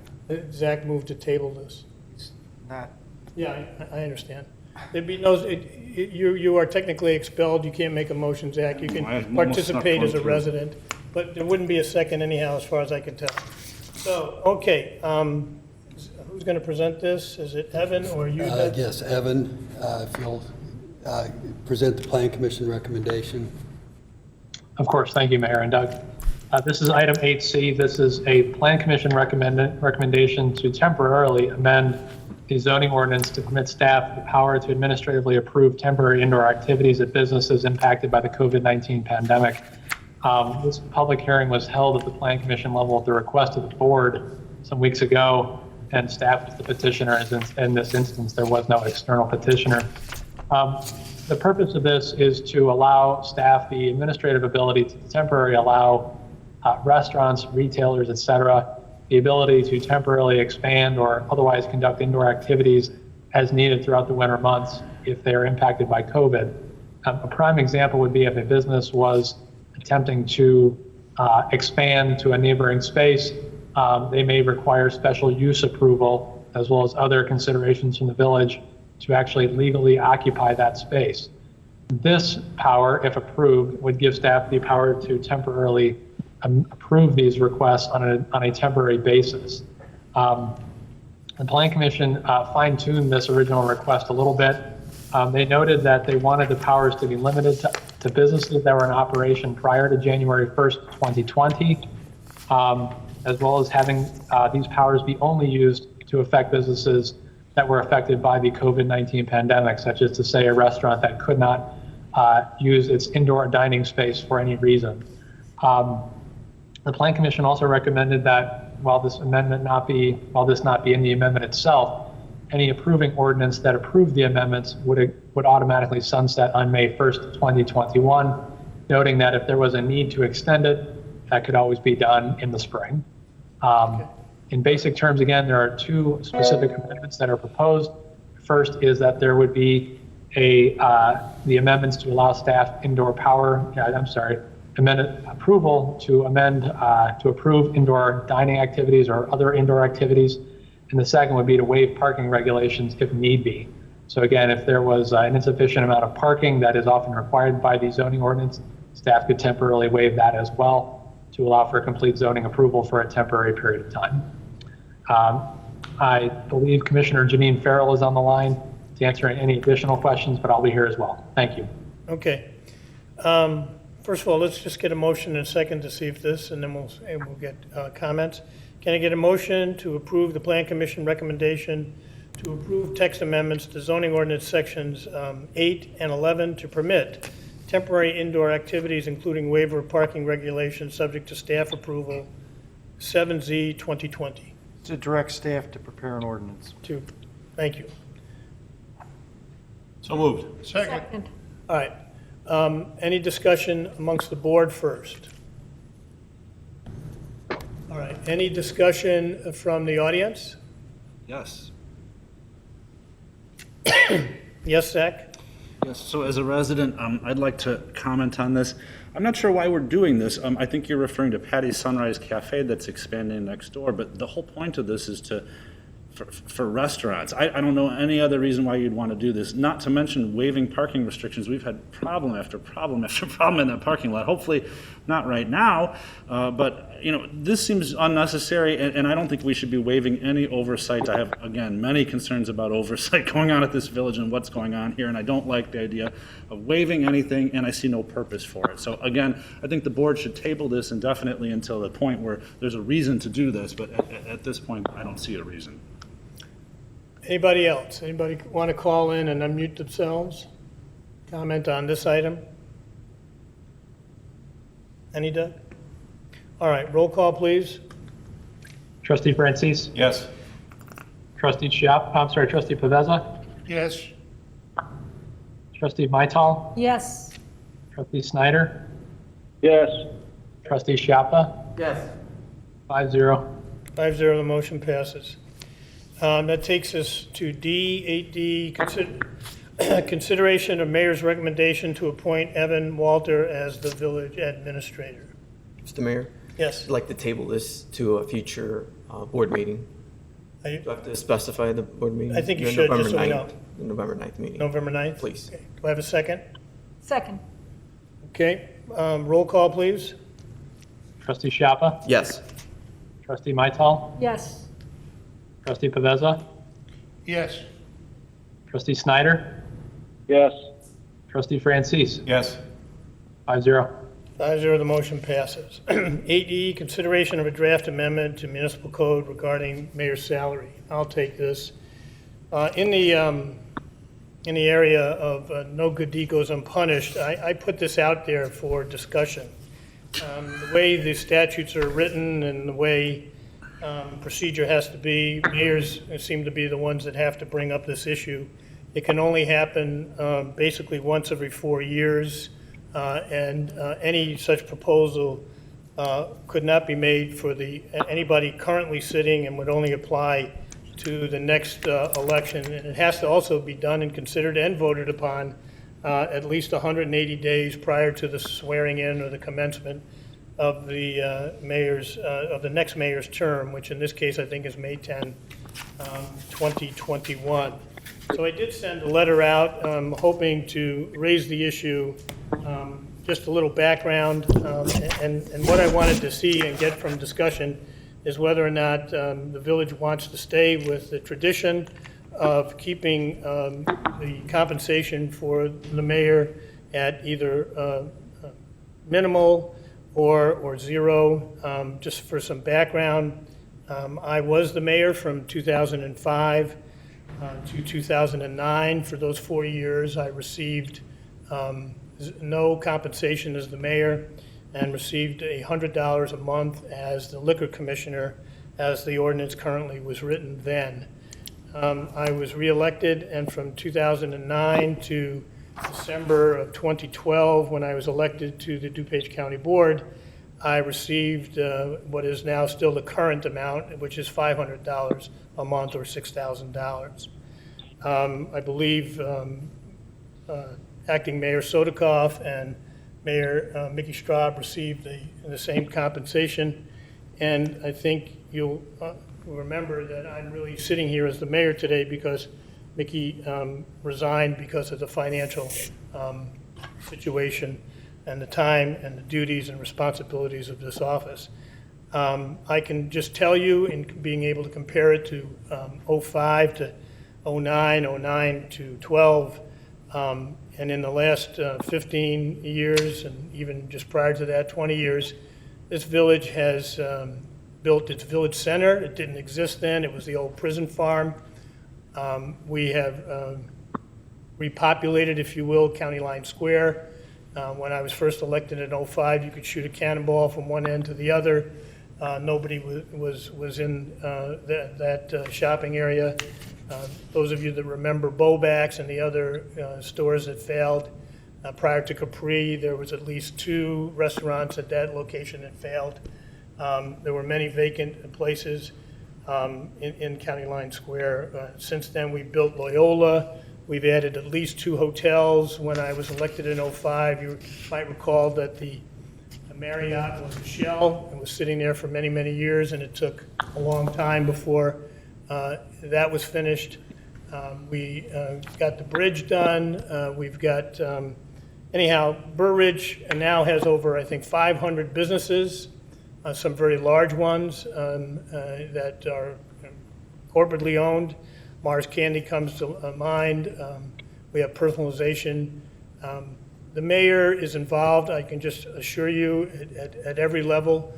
The village then and the village now, the residents do not hesitate to call the mayor first, which is a good thing. That's why you have a small village. And I get many more calls now than I got before, but that's a good thing. It comes with the job. And any mayor that ran for the position also knew the compensation and they knew the rules going in. And so what's being discussed now is what will happen for the next mayor, and whoever runs for that position. So I wanted to have that discussion, which is why I sent out the letter. I think I noted that the tradition has been that most local mayors get very little compensation, if any. We have immediate neighbors that are Hinsdale that gets none, and I'm not quite sure what some of the others are. Willowbrook, the mayor there gets $25,000. He takes 18 and gives $7,000 to the liquor commissioner, but the next mayor, who will be elected then in April of 2021 and is sworn in 2020, in May of 2021, is entitled to $25,000. And so I've gotten a lot of responses. I want to thank the village. In the last few weeks, we have all the emails. I got a few texts, and I got about 3 or 4 calls. And so my assistant, Julie Tukowski, has computed all of them. We might be off a couple since whatever came in today. But essentially, 117 responses were in favor of changing the compensation. 19 were in favor of some larger increase, but nowhere near 30. Those numbers range from 9 to 25,000, and mainly between 10, 15, and 20 were the more popular numbers. There were three indications of $12,000, 4 indications of $12,000, and there were 50 no's with no comment one way or the other. Well, there was comment, no, none at all, stay where it is, and some just said no, and we're not sure what that meant. So I wanted to keep this for today, just for a discussion. There would be no final vote tonight. The board would indicate what it's willing to do or not willing to do, and whether or not it should be on the agenda again on November 9th for either an up or down vote on anything. So with that, is there anyone in the audience that's here that would like to comment? Yes, ma'am.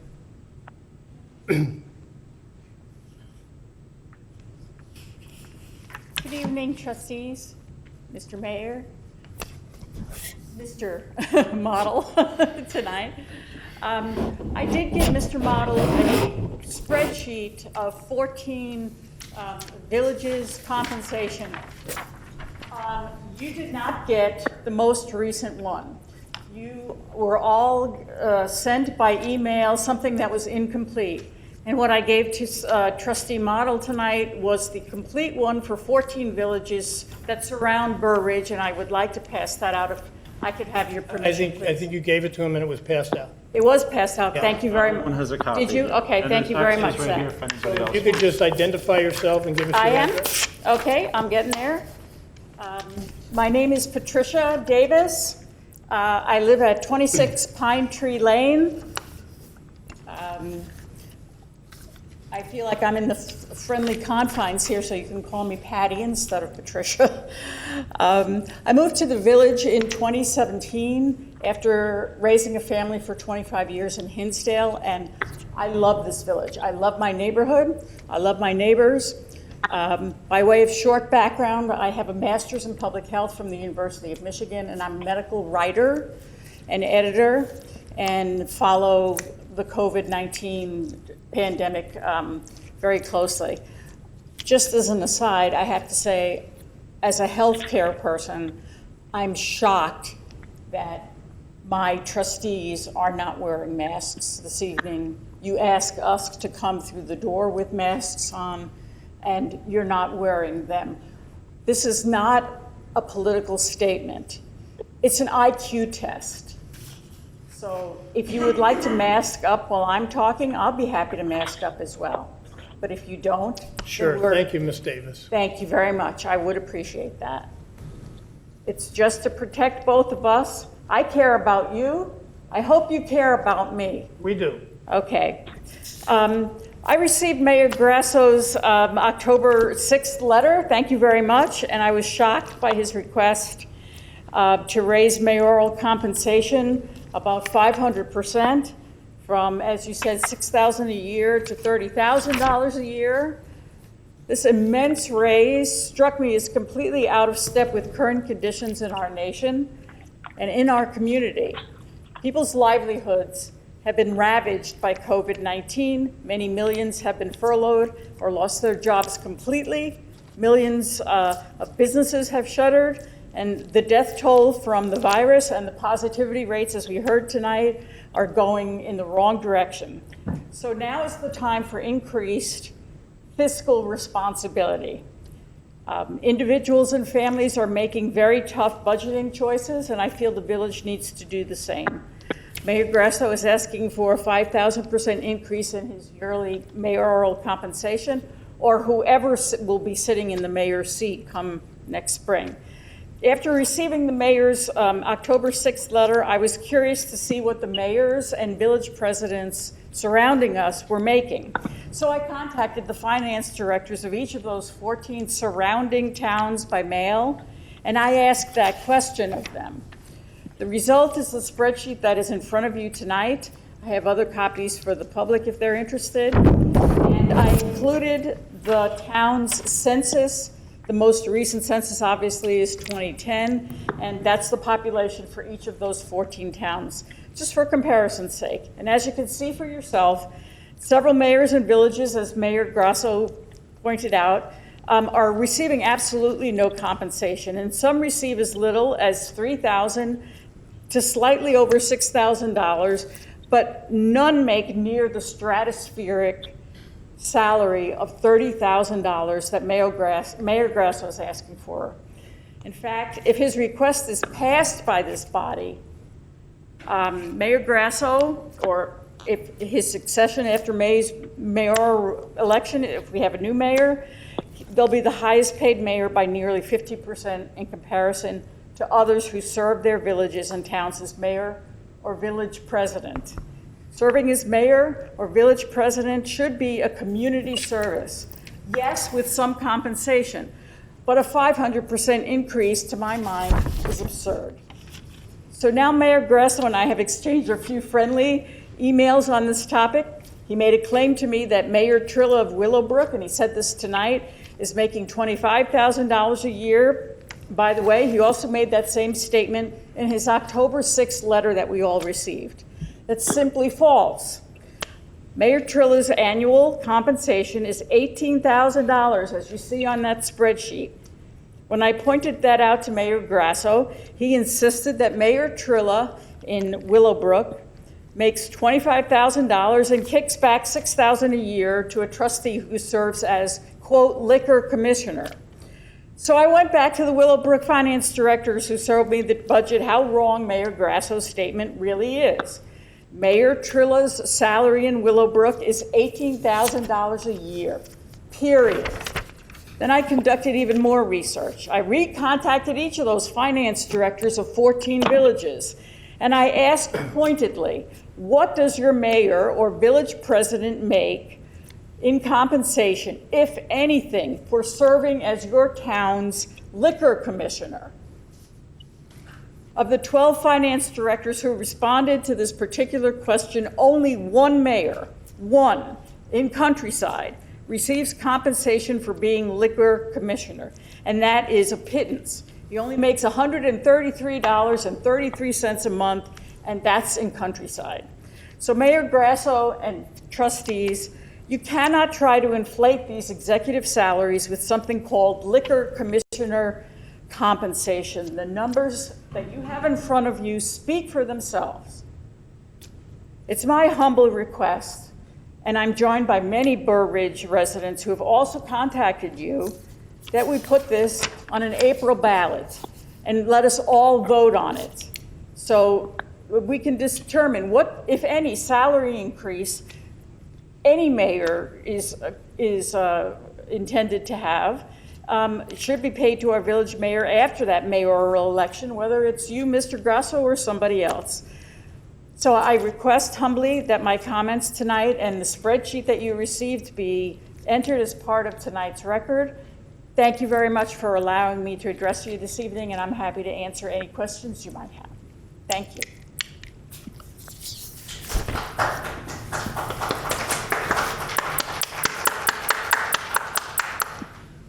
Any questions from the trustees? Thank you very much, folks. And thank you for putting your masks on. Anyone else? Yes, ma'am.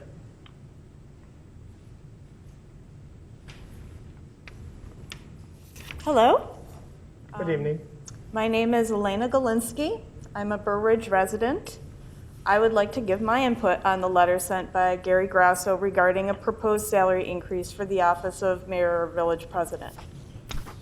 Such a measure would be more appropriately be considered on a referendum to be voted on by all the citizens of the village, rather than being voted on only by the village board of trustees in a rush to put in place an increase by the next term. In considering the compensation provided to elected officials in the majority of the towns around us, I feel that this proposal is out of line. As our village revenues and budget are already greatly affected by COVID-19, I find the idea of increasing the compensation for this position completely inappropriate. The sending of this letter at a cost of thousands of dollars to our residents is repugnant. Gary Grasso is wasting village money to ask for more money for himself. This appears to be a money grab, whose timing I find disgusting when so many people are out of work and so many businesses in our area are floundering due to COVID-19.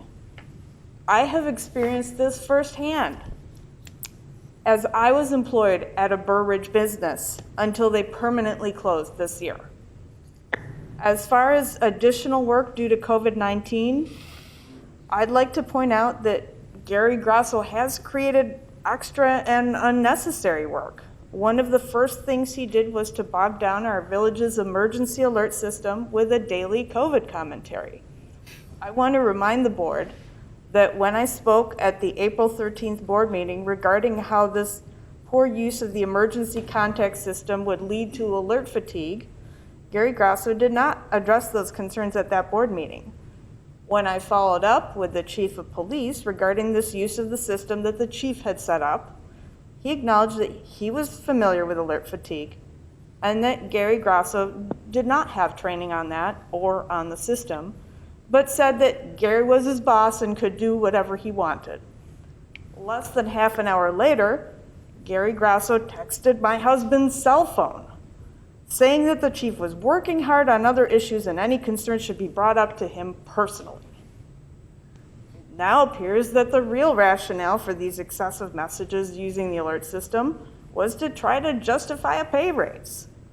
I suggest that the responsibilities and duties you wish to add due to COVID-19 be shared with the village administration, the village board of trustees, and citizen volunteers who also serve on committees, rather than concentrating power in the position of village president or mayor.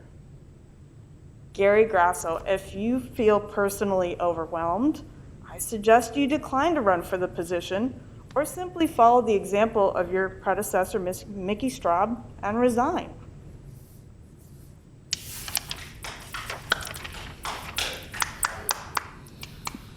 Anyone else? Come on up, Sean.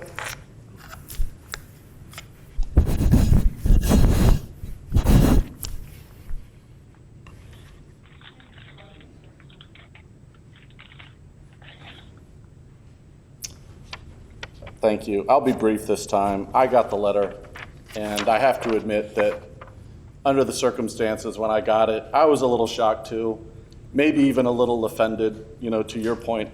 And then I went downstairs and I went outside and I kind of cooled off and I talked to my wife about it, and she's a Chicago native and she's worked for the FEC and different agencies. And she said, look, you have to ask yourself, everything's about time and materials. Right? I mean, some of us are volunteering, but some of us devote more time and attention to the work. And she said, maybe the $6,000 number came in the 80s, and that seemed appropriate at the time. Well, here we are 30 plus years later. There's cost of living, there's inflation, there's gas and other expenses, and we respect that. I think we can all agree that, you're putting in a lot of effort, you're devoting a lot of your time and attention and cycles. And so I think it's fair to say, what does that number look like in 2020 or 2024 or 2030? And so I went around my neighborhood. I went around Walnut Court. I talked to my neighbors. I said, did you get the letter? They're like, yeah, we got the letter. And I'm like, what are your thoughts? What do you think about this? And they said, one neighbor, a cardiologist, a really nice man and someone whose opinion I trust, he said, $30,000, that's cheap, right? Now this is a man who owns his own cardiology practice, and maybe for him that's a small amount. For me, $30,000 is a lot of money. I'm sure for all these folks in here, $30,000 is a lot of money. And so then I had this kind of like, it's election year, and I thought, this is an art of the deal moment, right? Gary he's putting $30,000 up there, but he really just wants 12 or 18 for the next mayor, because that's a reasonable amount, right? I mean, you could say if the number was 6 in 1987 and 2020, maybe that number is 12. Maybe it's 18, I don't know. We have to decide. I do agree with you, and I like your idea about, instead of burdening you all with the responsibility of picking what that number is, decide what that number is or come close to it, and then let the voters decide on some kind of referendum like we did with the home rule? We did that with the home rule thing, which I think is fair because you put the onus on the voter, they do the homework, and let them decide what they think is an appropriate amount. I agree that it's probably time to boost that. And if you're running again for the post, I hope you can take advantage of it.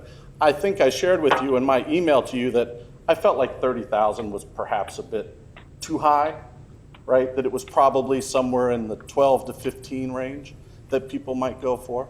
But that's just my 2 cents. And I think there's 2 sides to this issue. And like I said, I certainly understand the opinion of others because of the pandemic and layoffs and people being out of work and having to, string everything together to make ends meet. So I respect that and I understand that.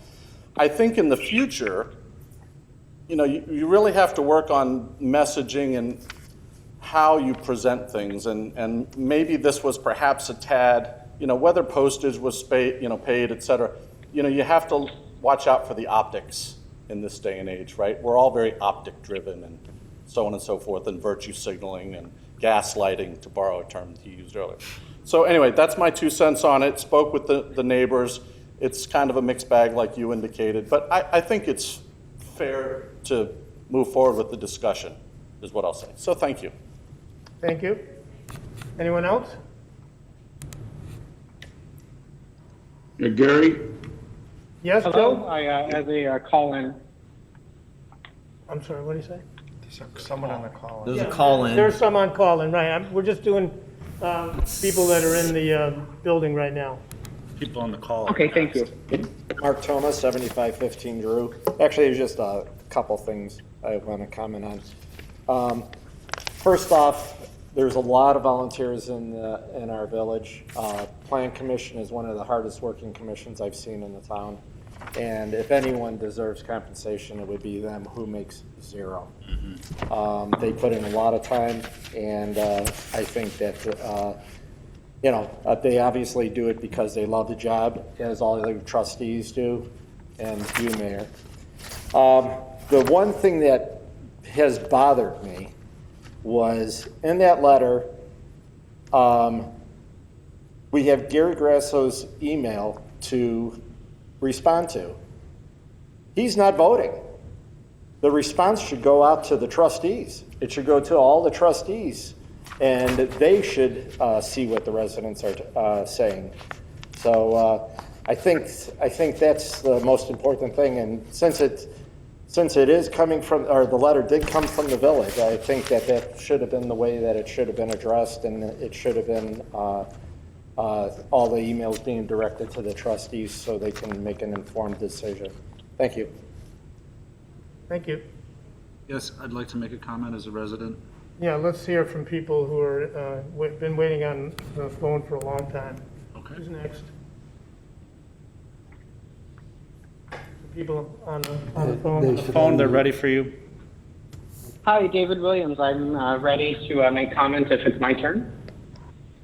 Yes, Mr. Williams, yes, give us your address, please. You don't have to provide your address. I live in Cambridge Estates, but for protection of my privacy, I do not care to give my exact address. But I do have a question about what other support staff do other surrounding villages employ? What is their compensation? How about the compensation of the other support staff that you're going to be able to retain? What job tasks will they take on, or will you take on? How do other business districts compare to Burr Ridge in the communities that you're comparing? I believe that Willowbrook is significantly larger, has a much broader district, essentially, for their business. And so I want to know exactly why you feel the need for the increase.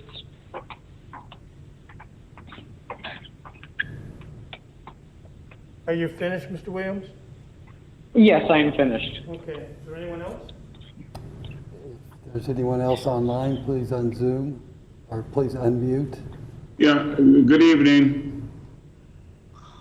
Good evening. Good evening, Mr. Morton. Yeah, hi, Mr. Mayor, trustees. History can provide us lessons sometimes. And I remember back in the day when Trustee Grella proposed that the trustees and what was then deemed president would be given a salary or stipend. And like today, I've heard pretty much the same arguments back then that were made today. My feeling on the topic is we no longer live in Mayberry. Andy Griffith is not our sheriff, and we don't have Barney Fife as a police chief. And the job has changed dramatically. The amount of time it takes for all of the officials, the trustees, the mayor, to do this job for the benefit of the people not only deserves compensation, demands compensation. And I think that's equally true for the Plan Commission members. I can remember going to Plan Commission meetings and seeing Commissioner Franzese or Chairman Tupac. They are both professional, and Trustee Grella or Plan Commissioner Grella, they were all professional. They devoted immense amounts of their personal time. Volunteerism is good, it's wonderful, but I think the time for volunteerism in public government for small villages is behind us. So on balance, I support compensation for all of the elected positions. I'm not sure I know what that compensation level should be. What I'd like to see developed is kind of a profile of what daily, weekly, monthly totals, commitments are for the trustees and the mayors that are spent on that job. And that would help me frame, in my mind, what would be a fair compensation.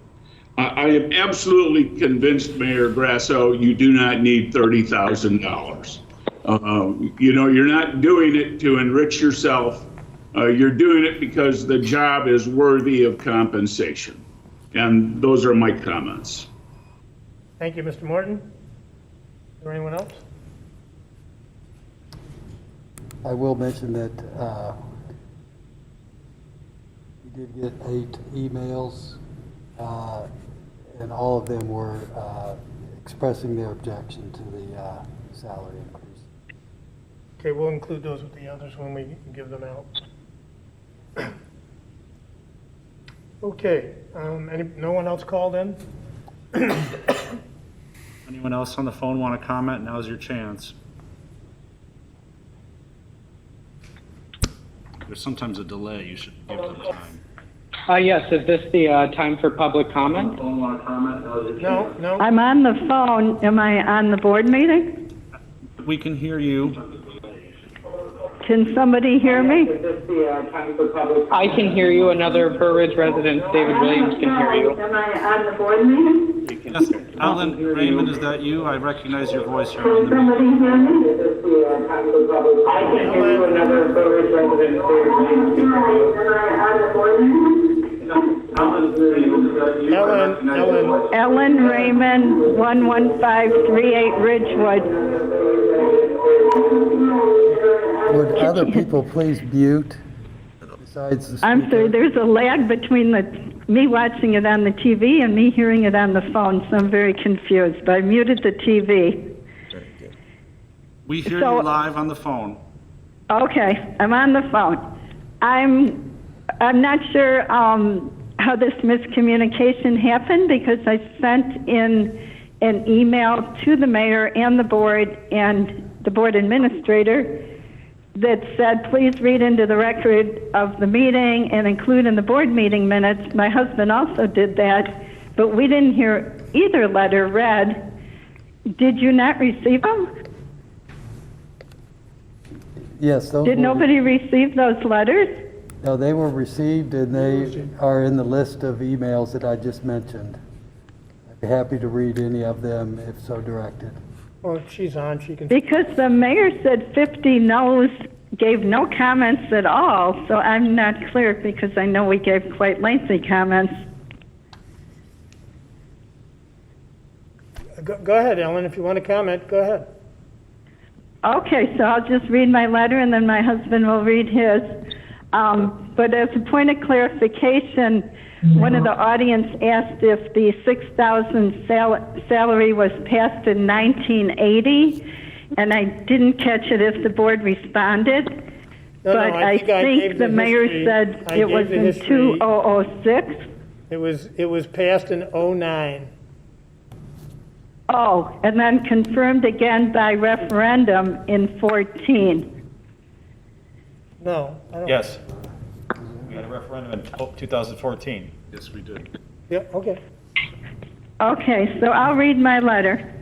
As the mayor earlier this year was proposing home rule as a way to lift the village out of dire economic straits caused by mounting police pension expenses, and more recently announcing on the Nixle platform the dire economic consequences to the village's finances of the state's pandemic shutdown.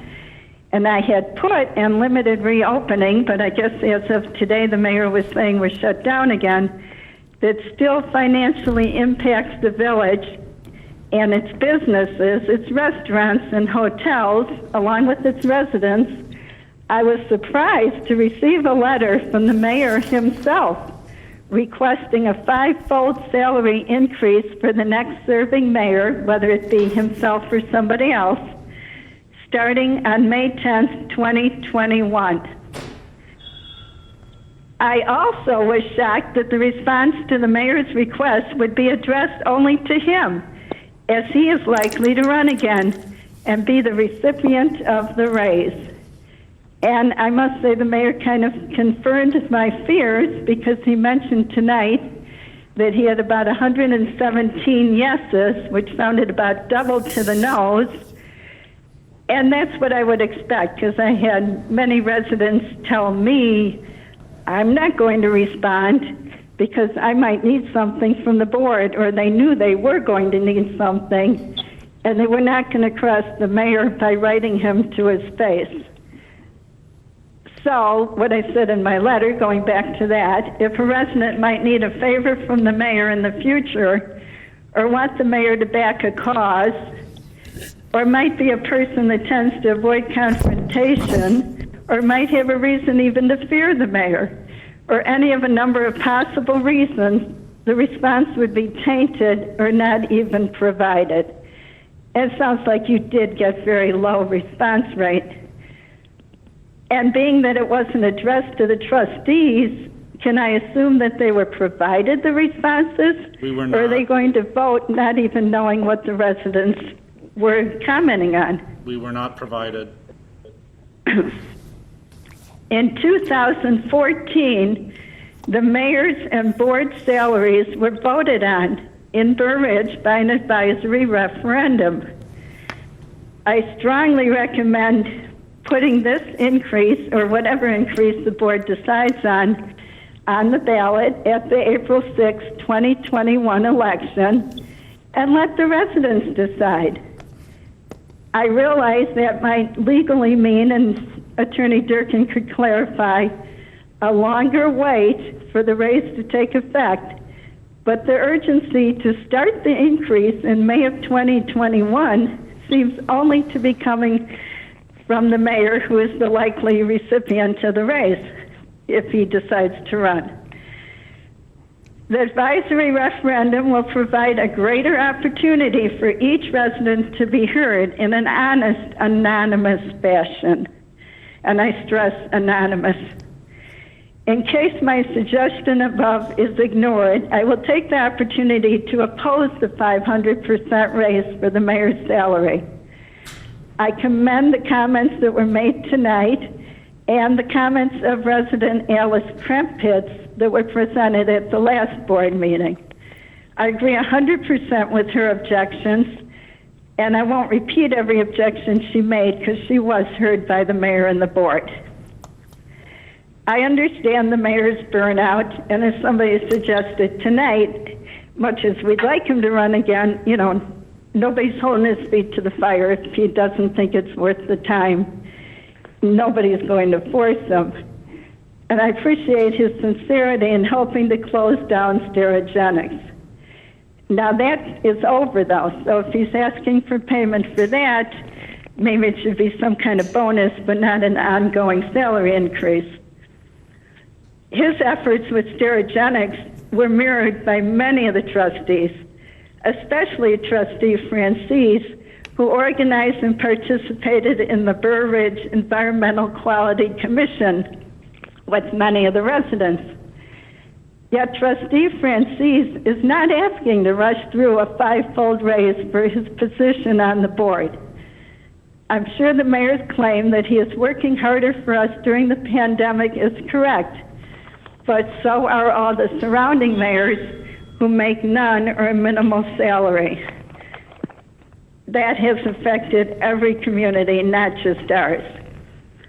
Whether you are impressed with Mayor Grasso's track record or not, keep in mind the 500% salary raise increasing the mayor's pay to $120,000 for a 4-year term is not limited to his tenure, even if he wins the next election.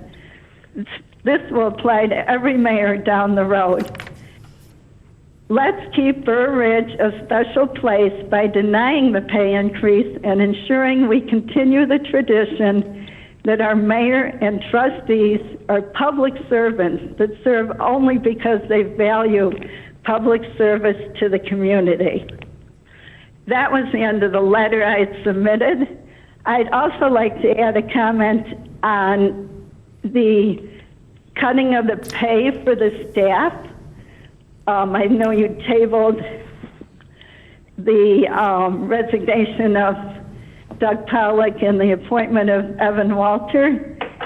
And I just wonder why it's to our advantage.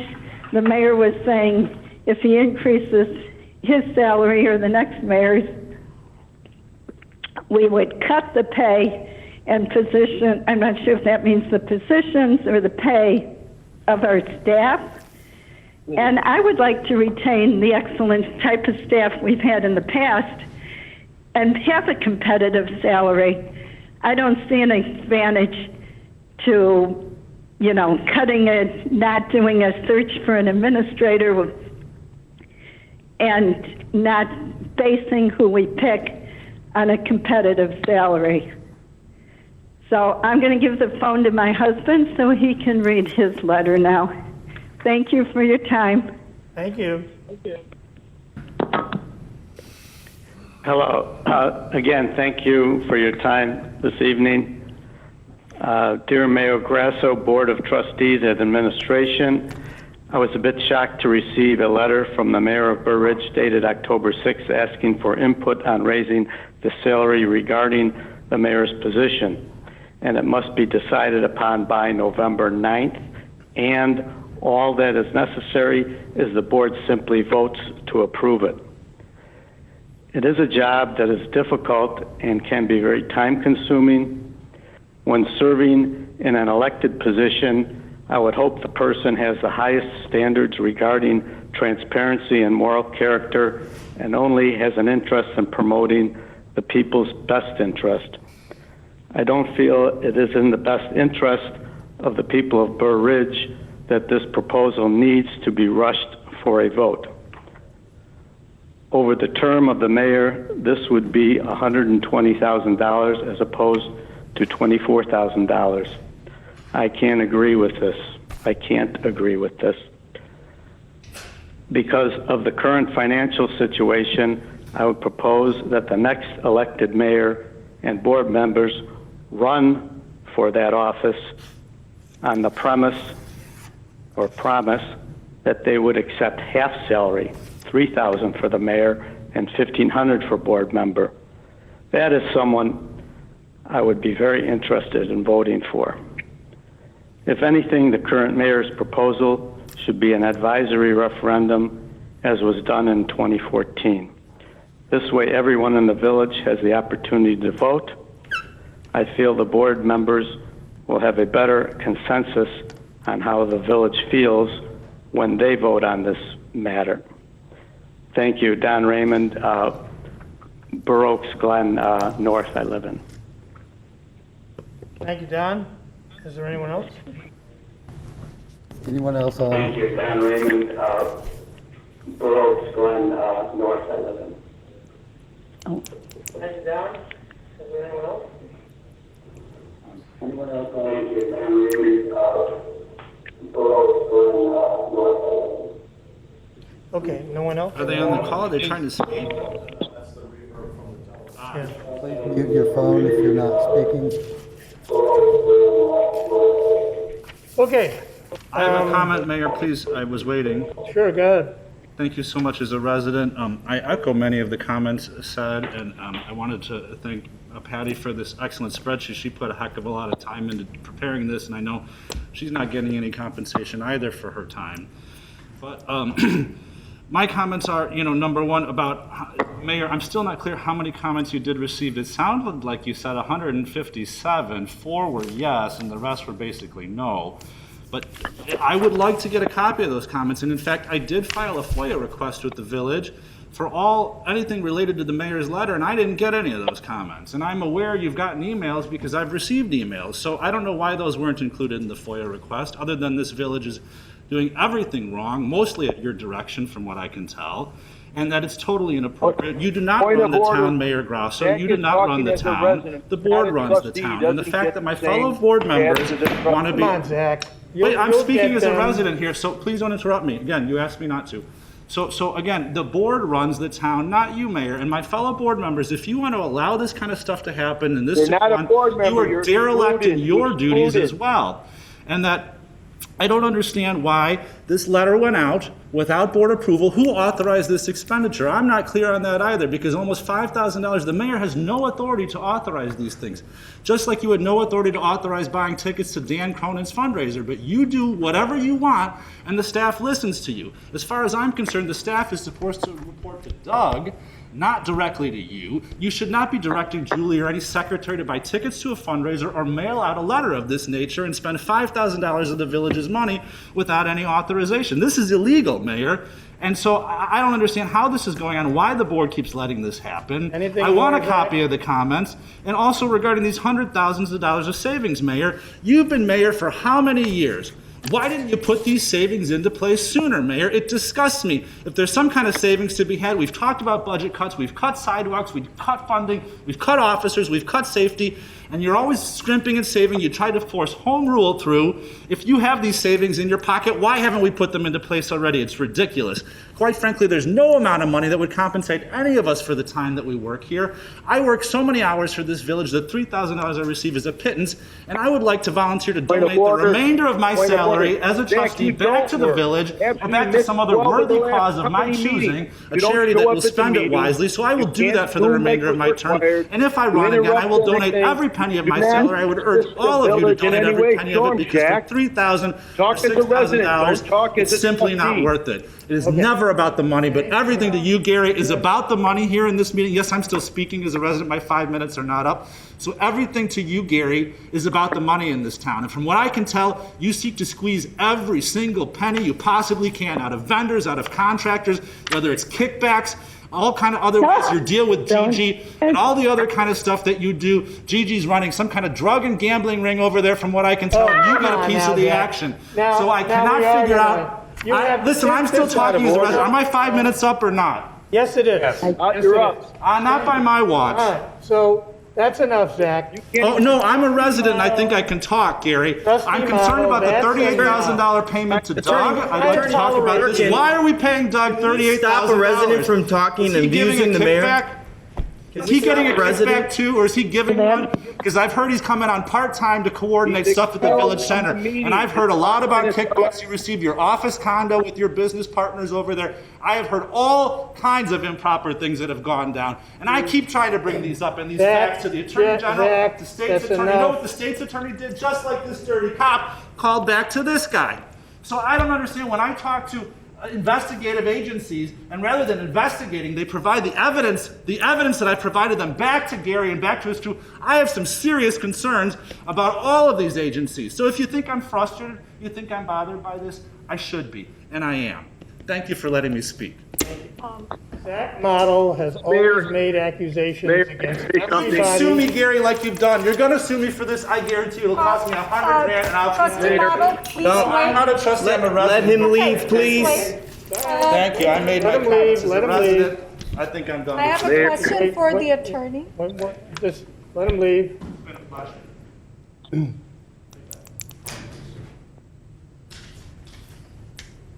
Okay, Yes, For Anita? the attorney, he was filming everyone and taking pictures of Tony. Is that appropriate, or is that even allowed? Well, we can just make a point of order that he was filming all of us with his cell phone. Right. That's fine. So So we'll put that into the let's give a record. little, unfortunately, it's almost 9:30, and Mayor, let me. I'd like let me- to say one statement. Yes, go ahead. Joe, trustee Snyder, go ahead. This is, for the last year, again, just like I stated before, the continual allegations, statements towards you and everyone on the board, yet we ask for proof, yet continuously have never received. He's just made wild accurate statements saying, I've given the proof. Have you or any of the other trustees or anyone received any of the proof from any of his allegations? And to my knowledge, it's no. So going forward, I'd like to propose censure for trustee Marmato permanently. Okay.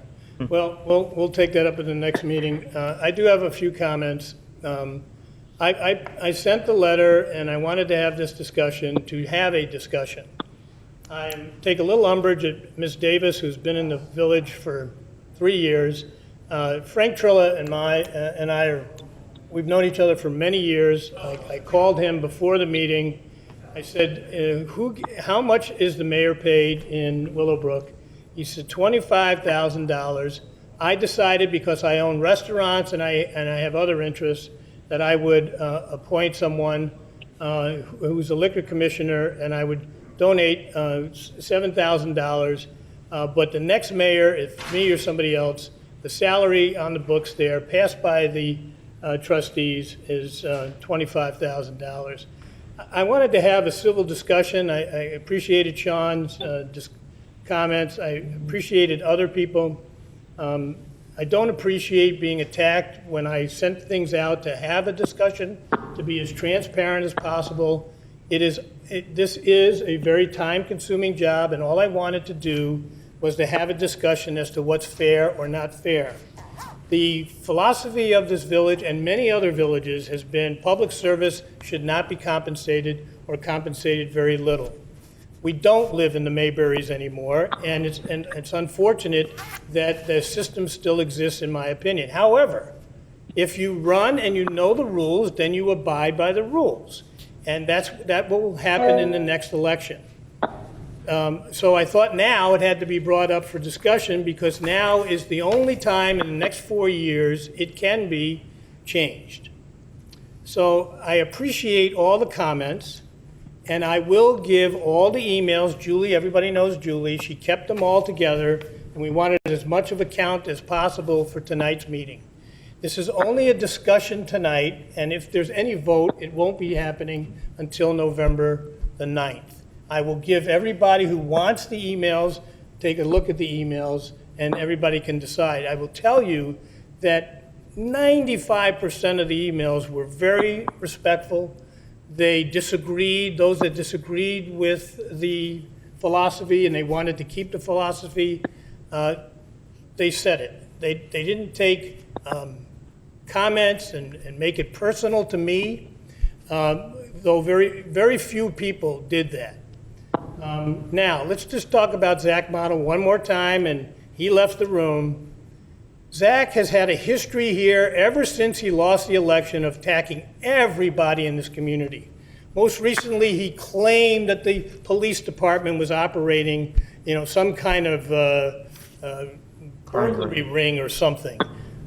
He brought up an incident that was true from 1979 of one officer that was not a good officer, was properly prosecuted and was removed from the police department back when, I don't know, there were 9 police officers total, I think. And he always twists the facts and makes outrageous comments. Now he says, oh, the mayor's donations. I have had a donation or two from the Village Center. So did Zach Model, by the way, and he votes on Village Center business, which is his right. There's nothing wrong with that. I've had a donation from Capri. Everybody knows I'm there often. I've had a donation from 1 or 2 other businesses that I can think of. There isn't a lot of donations made to me. In fact, if you go and look at my campaign fund, you'll find that there's almost nothing in it. Zach also made all kinds of comments about the trustees and corruption in the village. I asked him to go and sit down with the chief if he had the information. He told me that he would do that. I asked the chief to follow up if he ever contacted him, and the chief told me he did not. And then Zach said he couldn't do it because he was going up to his daddy's lake house that weekend. And so I said, well, if it's urgent, you better sit down with the chief when you get back. Guess what? He never did. He claimed that there was all kinds of other things going on here, and then he said he wouldn't give any information to the chief because the chief was, corrupt and everything else. And so I said, I wrote a letter, and we'll put it up on the board at the next meeting. I wrote a letter to State's Attorney Berlin, and I said, since he's making these comments, please assign one of your investigators to sit down with Mr. Model and go through what he claims are the problems in this village. By the way, those problems that he finally, my letter, by the way, if my memory serves me right, was last November. Model didn't finally go up to the state's attorney to sit down with them until April. The things that he brought up were things like, I let my grandson do the Pledge of Allegiance. They came down and interviewed me on all of his wild accusations. They interviewed staff, they interviewed Karen, they interviewed the chief, and we got a call about 6 weeks later, and they said, we're not going to do anything about this. There's nothing here. I asked State's Attorney Berlin to send a letter, and it's his office policy not to send a letter when they close a matter. So I sent a letter two months ago or so, confirming the fact that Mr. Model, again, has made a lot of accusations like he did tonight, and absolutely has no proof whatsoever. That is what he does. He is the person who just comes out and makes outrageous statements, and unfortunately, if you say it over and over and over, some people actually tend to believe them. So I'm sorry for tonight's outburst. In all the years that I've been in public service, I've been on the DuPage County Board, I've been chairman of the 911 board, I've been on parish councils and school boards, and have been privileged to be the mayor here 2 times now since '05. I'm not in this for the money. I've made the arguments several times with mayors about the lack of compensation. A Cook County commissioner is overpaid and gets $85,000.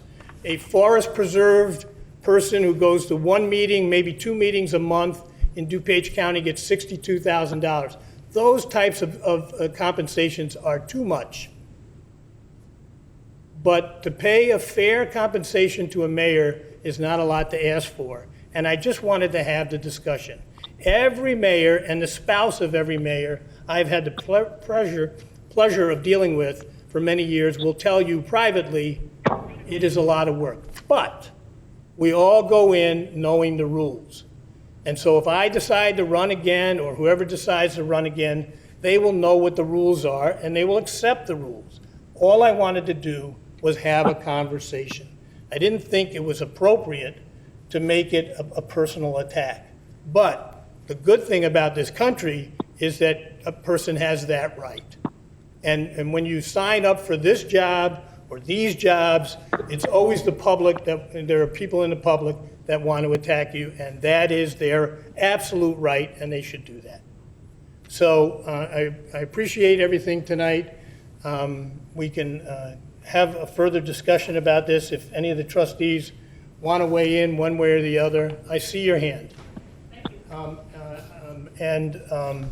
If anybody wants to talk about it tonight, I understand. I understand you all got calls. I know you got calls about this, and you'll see the emails. And I just wanted to get the discussion on the table and just tell me what you sense the village still wants to do, understanding all the ramifications of giving the mayor more money. Now. Okay, thank you, Mr. Mayor. And trustees, Davies, I'm sorry. I guess I'm a statistics nerd. So let me just give you one more statistic for you to consider as you're considering whether or not we go through with a raise or whether or not we put this on an April public referendum, which actually I think would be my preference. I have a news release from the U.S. Bureau of Labor Statistics, and this is dated June 2020.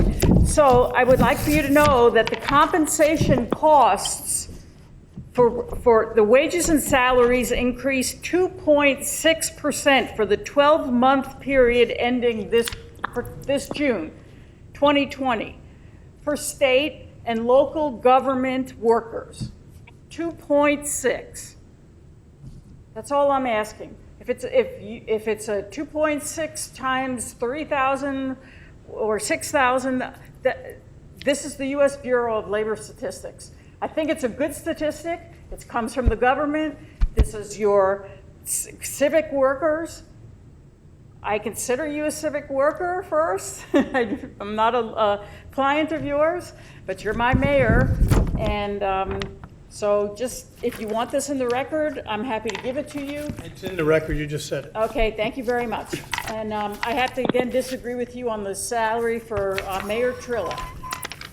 I have a sheet of emails from Willowbrook, and their finance director is telling me he makes $18,000 a year. He does, that's right. Okay, thank you. That is not what the mayor- 25.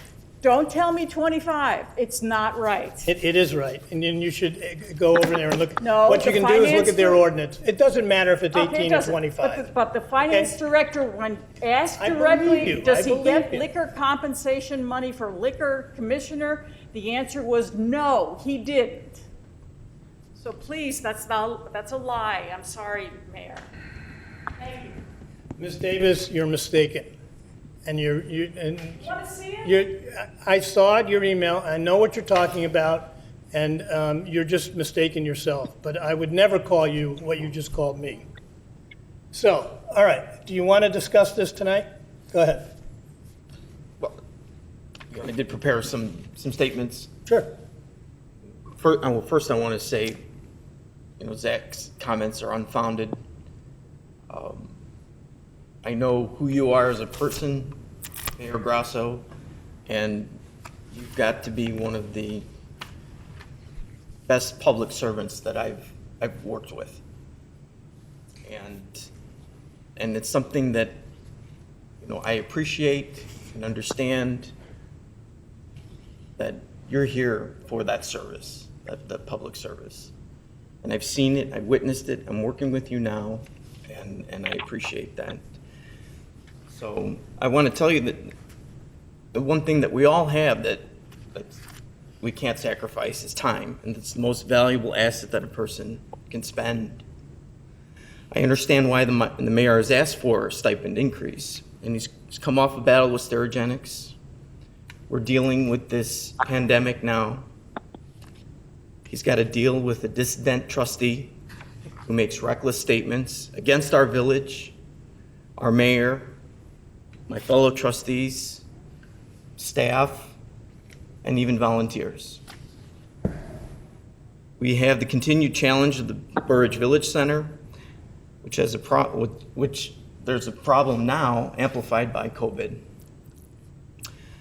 Having said all that, I do believe $30,000 is an aggressive ask. But with that, I appreciate that the mayor has contacted all of the residents on this issue in an open letter so that we can begin this discussion. And that's all that the mayor asked. This is not a decision to be made by the mayor. This is a decision by us. This is an invitation to talk about what he does, what we do, and what the residents and businesses feel about the particular issue. I do also want to thank all of the residents that have contacted me and the village regarding the mayor's letter. We choose to spend time working for the residents and the businesses of Burridge. I spend time preparing and attending village meetings. That time is taken away from my work, my family, and my personal time. In addition to being a sitting trustee, I sit on 5 committees that require my time. The time I spend working as a trustee for the village is a lot less than the mayor spends working for the residents. I chose to run for trustee of this village because I wanted to give back to my community. Trust me when I tell you, I didn't do this for the $250 a month that we receive. By the same token, however, our town and its problems have evolved over time. The mayor is attending the village business all day and every day. There's no break for the mayor as he tends to phone calls and emails from residents and staff. There are countless meetings and activities that require the mayor's attention. Something important to note is that the previous mayor left during the Sterigenics crisis because his job as mayor was affecting his personal income, his livelihood. The time we spend working at the village has to be taken from somewhere. Time is not negotiable. The amount of time the mayor spends working at the village and to receive a $500 monthly stipend for that time investment is deprecatory, in my opinion. Thank you. Anyone else? All right, I don't know. Yes, this guy. Couple things, please. Let's give a little history. Back in 2014, we were struggling with the budget. Those of us trustees back then, you remember that, Al? And one of the ideas was to forego the salaries of the trustees and the mayor permanently. We couldn't reach an agreement at the board level, so it was suggested to put it to referendum. The referendum question was, should the salaries and the mayor continue at their present levels? And that referendum was sustained 3-1. So 3-1 3-1. So 75% of the residents want this board and this mayor to receive a salary of $3,000 and $6,000 respectively, and 25% do not want them. So back in 2014, there was sufficient public interest in an advisory referendum to have this board and this mayor be paid. Now, you all know I've been an opponent of raises for staff in 2020 for the staff members that are non-union and not covered by union agreements. That's mainly our office personnel. All of us in the private sector have taken hits. I've mentioned this before with furloughs, wage cuts, job losses, 401k eliminations. One of my neighbors, long-standing community service in community business in the catering business, outstanding caterer, their business has failed. So some of us have had to take pay cuts, myself included, furloughs, myself included, but we're thankful to our jobs. Other people have lost a lot more. So at that point, I said I can't support a pay raise for staff, and at this time in 2020, going forward with COVID, I can't support a pay raise for the mayor, nor for myself as a trustee. And I'm going to talk about Mr. Miles' behavior at public communications from village officials. Thank you. Yes, sir. I think, as Trustee Schiappa said, there's an awful lot of time that people don't realize that gets involved. I've been lucky to be elected by the people of Burr Ridge for 7 terms. But the thing to talk about, and we've had some great trustees along the way to help make Burr Ridge that special place. But 3 times I ran unopposed, so that means that, there wasn't a lot of interest for another trustee. And several mayors have run unopposed in the past. And I will say, over the years, I've been lucky enough to, under several mayors, be mayor pro tem, and I was even acting mayor for a while. And the one thing that you don't realize when you have the job of authority, say mayor, is that you get hit with these things between the eyes that you don't expect. Sterigenics and now the virus.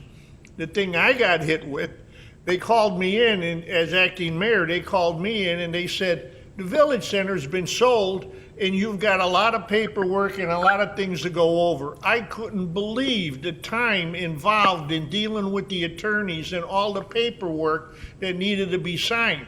I did not expect, it's a good thing I was retired, because if I was working, I don't think I could have done a good job. And that's the point that a lot of people, I think, don't understand.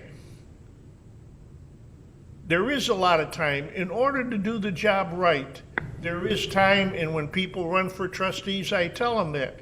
And I also say, as acting mayor and as mayor pro tem, people want to talk to the mayor. There is a lot of time involved, but again, we've done it in the past, but things have changed. I've seen the way the village has gone around and completely changed the way things are done with the village center, and a lot of the unfunded mandates that the state gives out is another thing that you've got to cope with. And I just think that people should consider that when they think. The mayor knows how I feel about the pay increase, but I just wanted to make that comment. Thank you. Anyone else? Yes, Anita?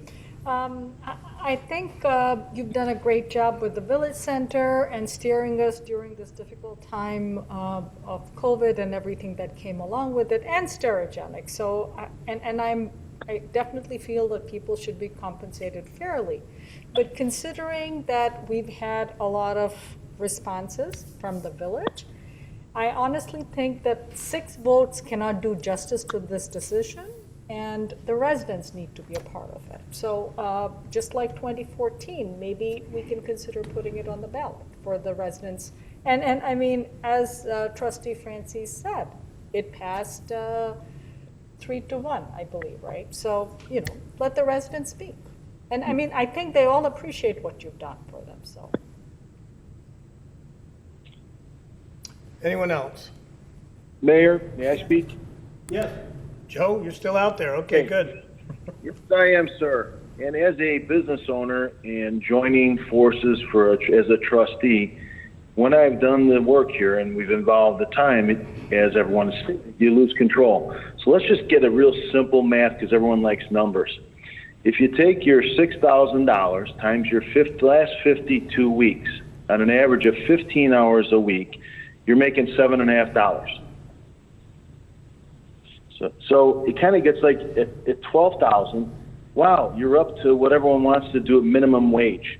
And that doesn't include what you and Mayor Pro Tem Guy Francis were talking 2-3 times a day when this last thing broke out, 7 days a week for probably what, 3, 4, 5, 6 months? 3 months. It gets to a point at a minimum, you need 6,000 is not enough. You got to get some kind of a basic minimum stipend of at least $1,000 a month, because at $1,000 a month, at the same 52 weeks, at 15 hours or so, it's $15 an hour. Great. Now you're at minimum wage and you're running the village. So you've done a tremendous job, and let it be on record that I did not vote for you. And when you became mayor, you reached out to me and said, I'd like to sit down and go over some things. You were extremely personable, you were very outgoing, and you were just terrific. I appreciate everything you've done for the village. You went out way and above for us in the village and have done an extreme job with you and Guy, etc., Tony, Al, Anita. The outburst of our fellow individual, all I can say is I did not vote for you, and I cannot believe I voted in that direction. Thanks. Thank you. Thanks, Joe. Obviously, I touched a nerve with all of this, and it's good to get the discussion out there. So I don't know. Do you want to consider this for November 9th? Do you guys want to keep it where it is? Do you want to look at another number? Is there any consensus at all? And you know how I operate. I just want consensus. I'll send you all these emails that have now been collected, and anybody else that wants to come into the village and read them, they can come in and read them and see the comments.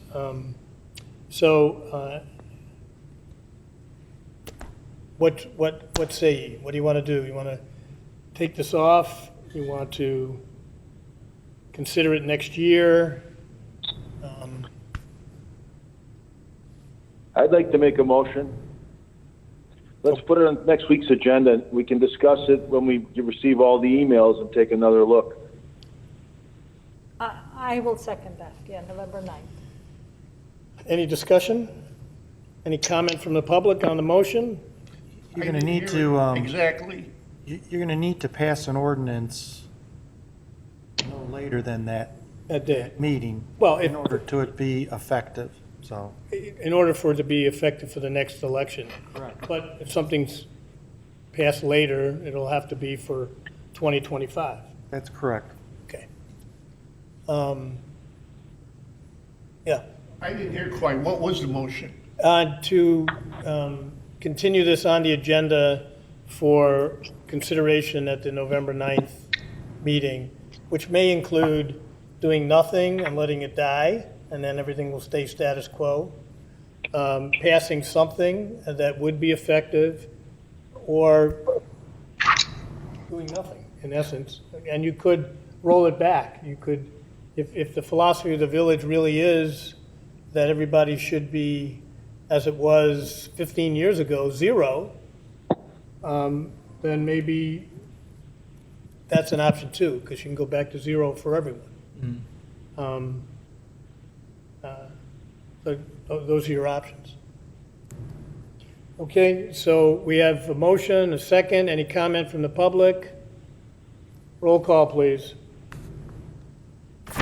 Trustee Snyder? Yes. Trustee Mytal? Yes. Trustee Paveza? Yes. Trustee Chiappa? Yes. Trustee Francis? Yes.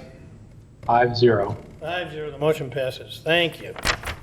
Okay, that takes us to item 9, which is public comment. Is there any public comment on any item that's either been on the agenda or on any item that's not on the agenda? Anybody call in? If someone's online, they can unmute and announce themselves.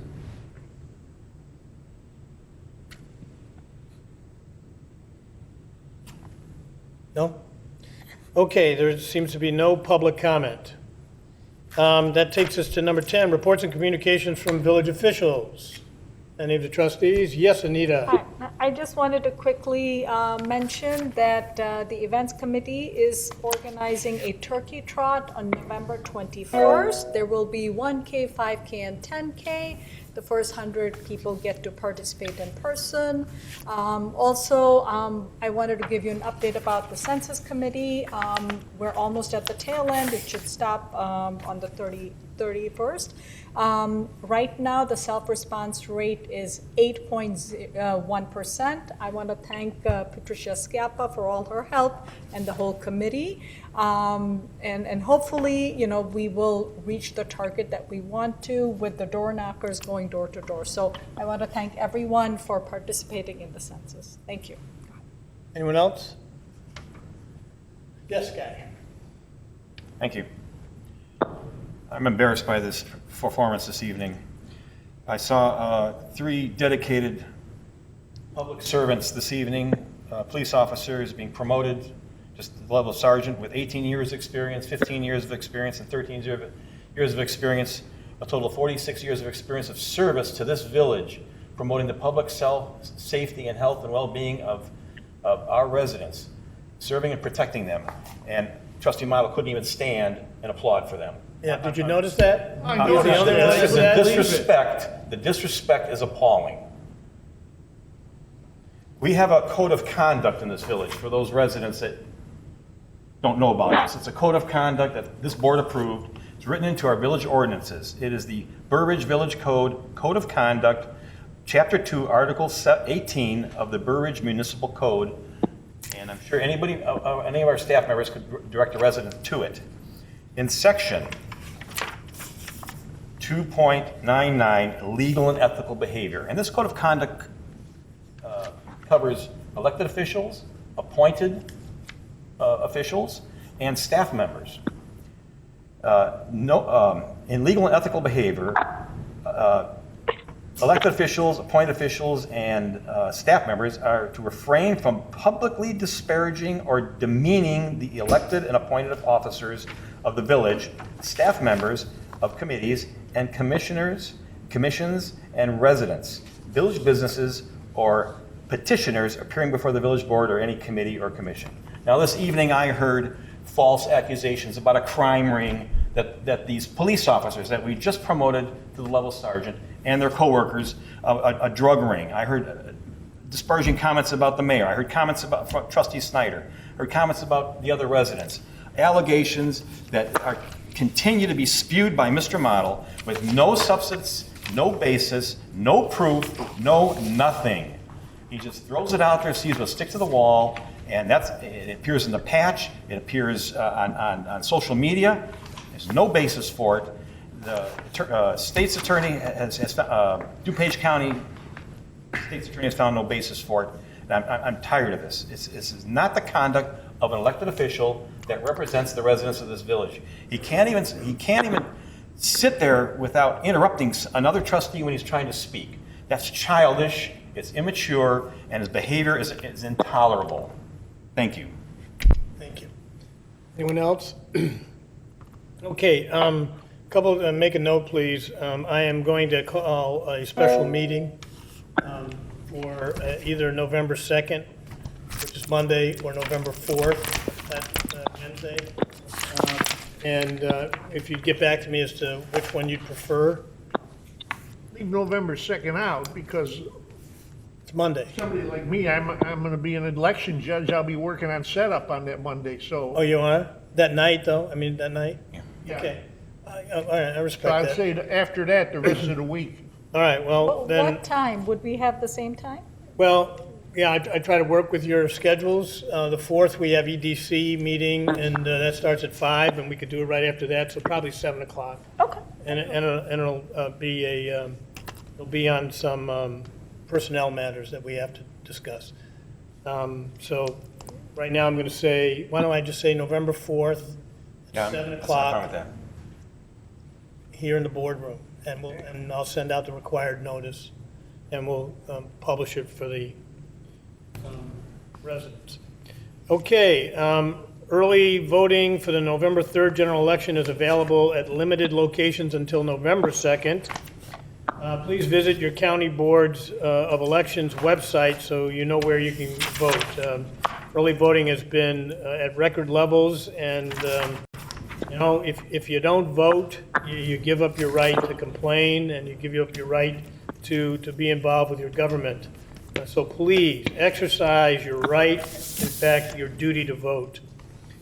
Dr. Victor Simon, the superintendent of Gower School District 62, has asked that we inform Burr Ridge residents of a referendum that will appear on the November 3rd ballot seeking to issue bonds for an addition to Gower West.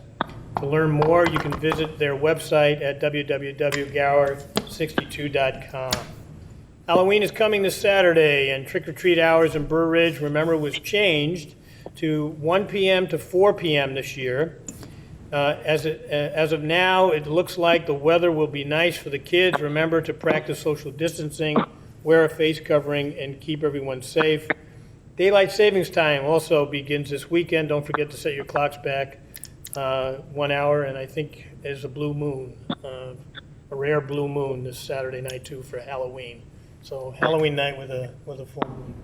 So on behalf of the village board, as the mayor, proud mayor being the mayor of this village, it is just unfortunate that we have to tolerate Mr.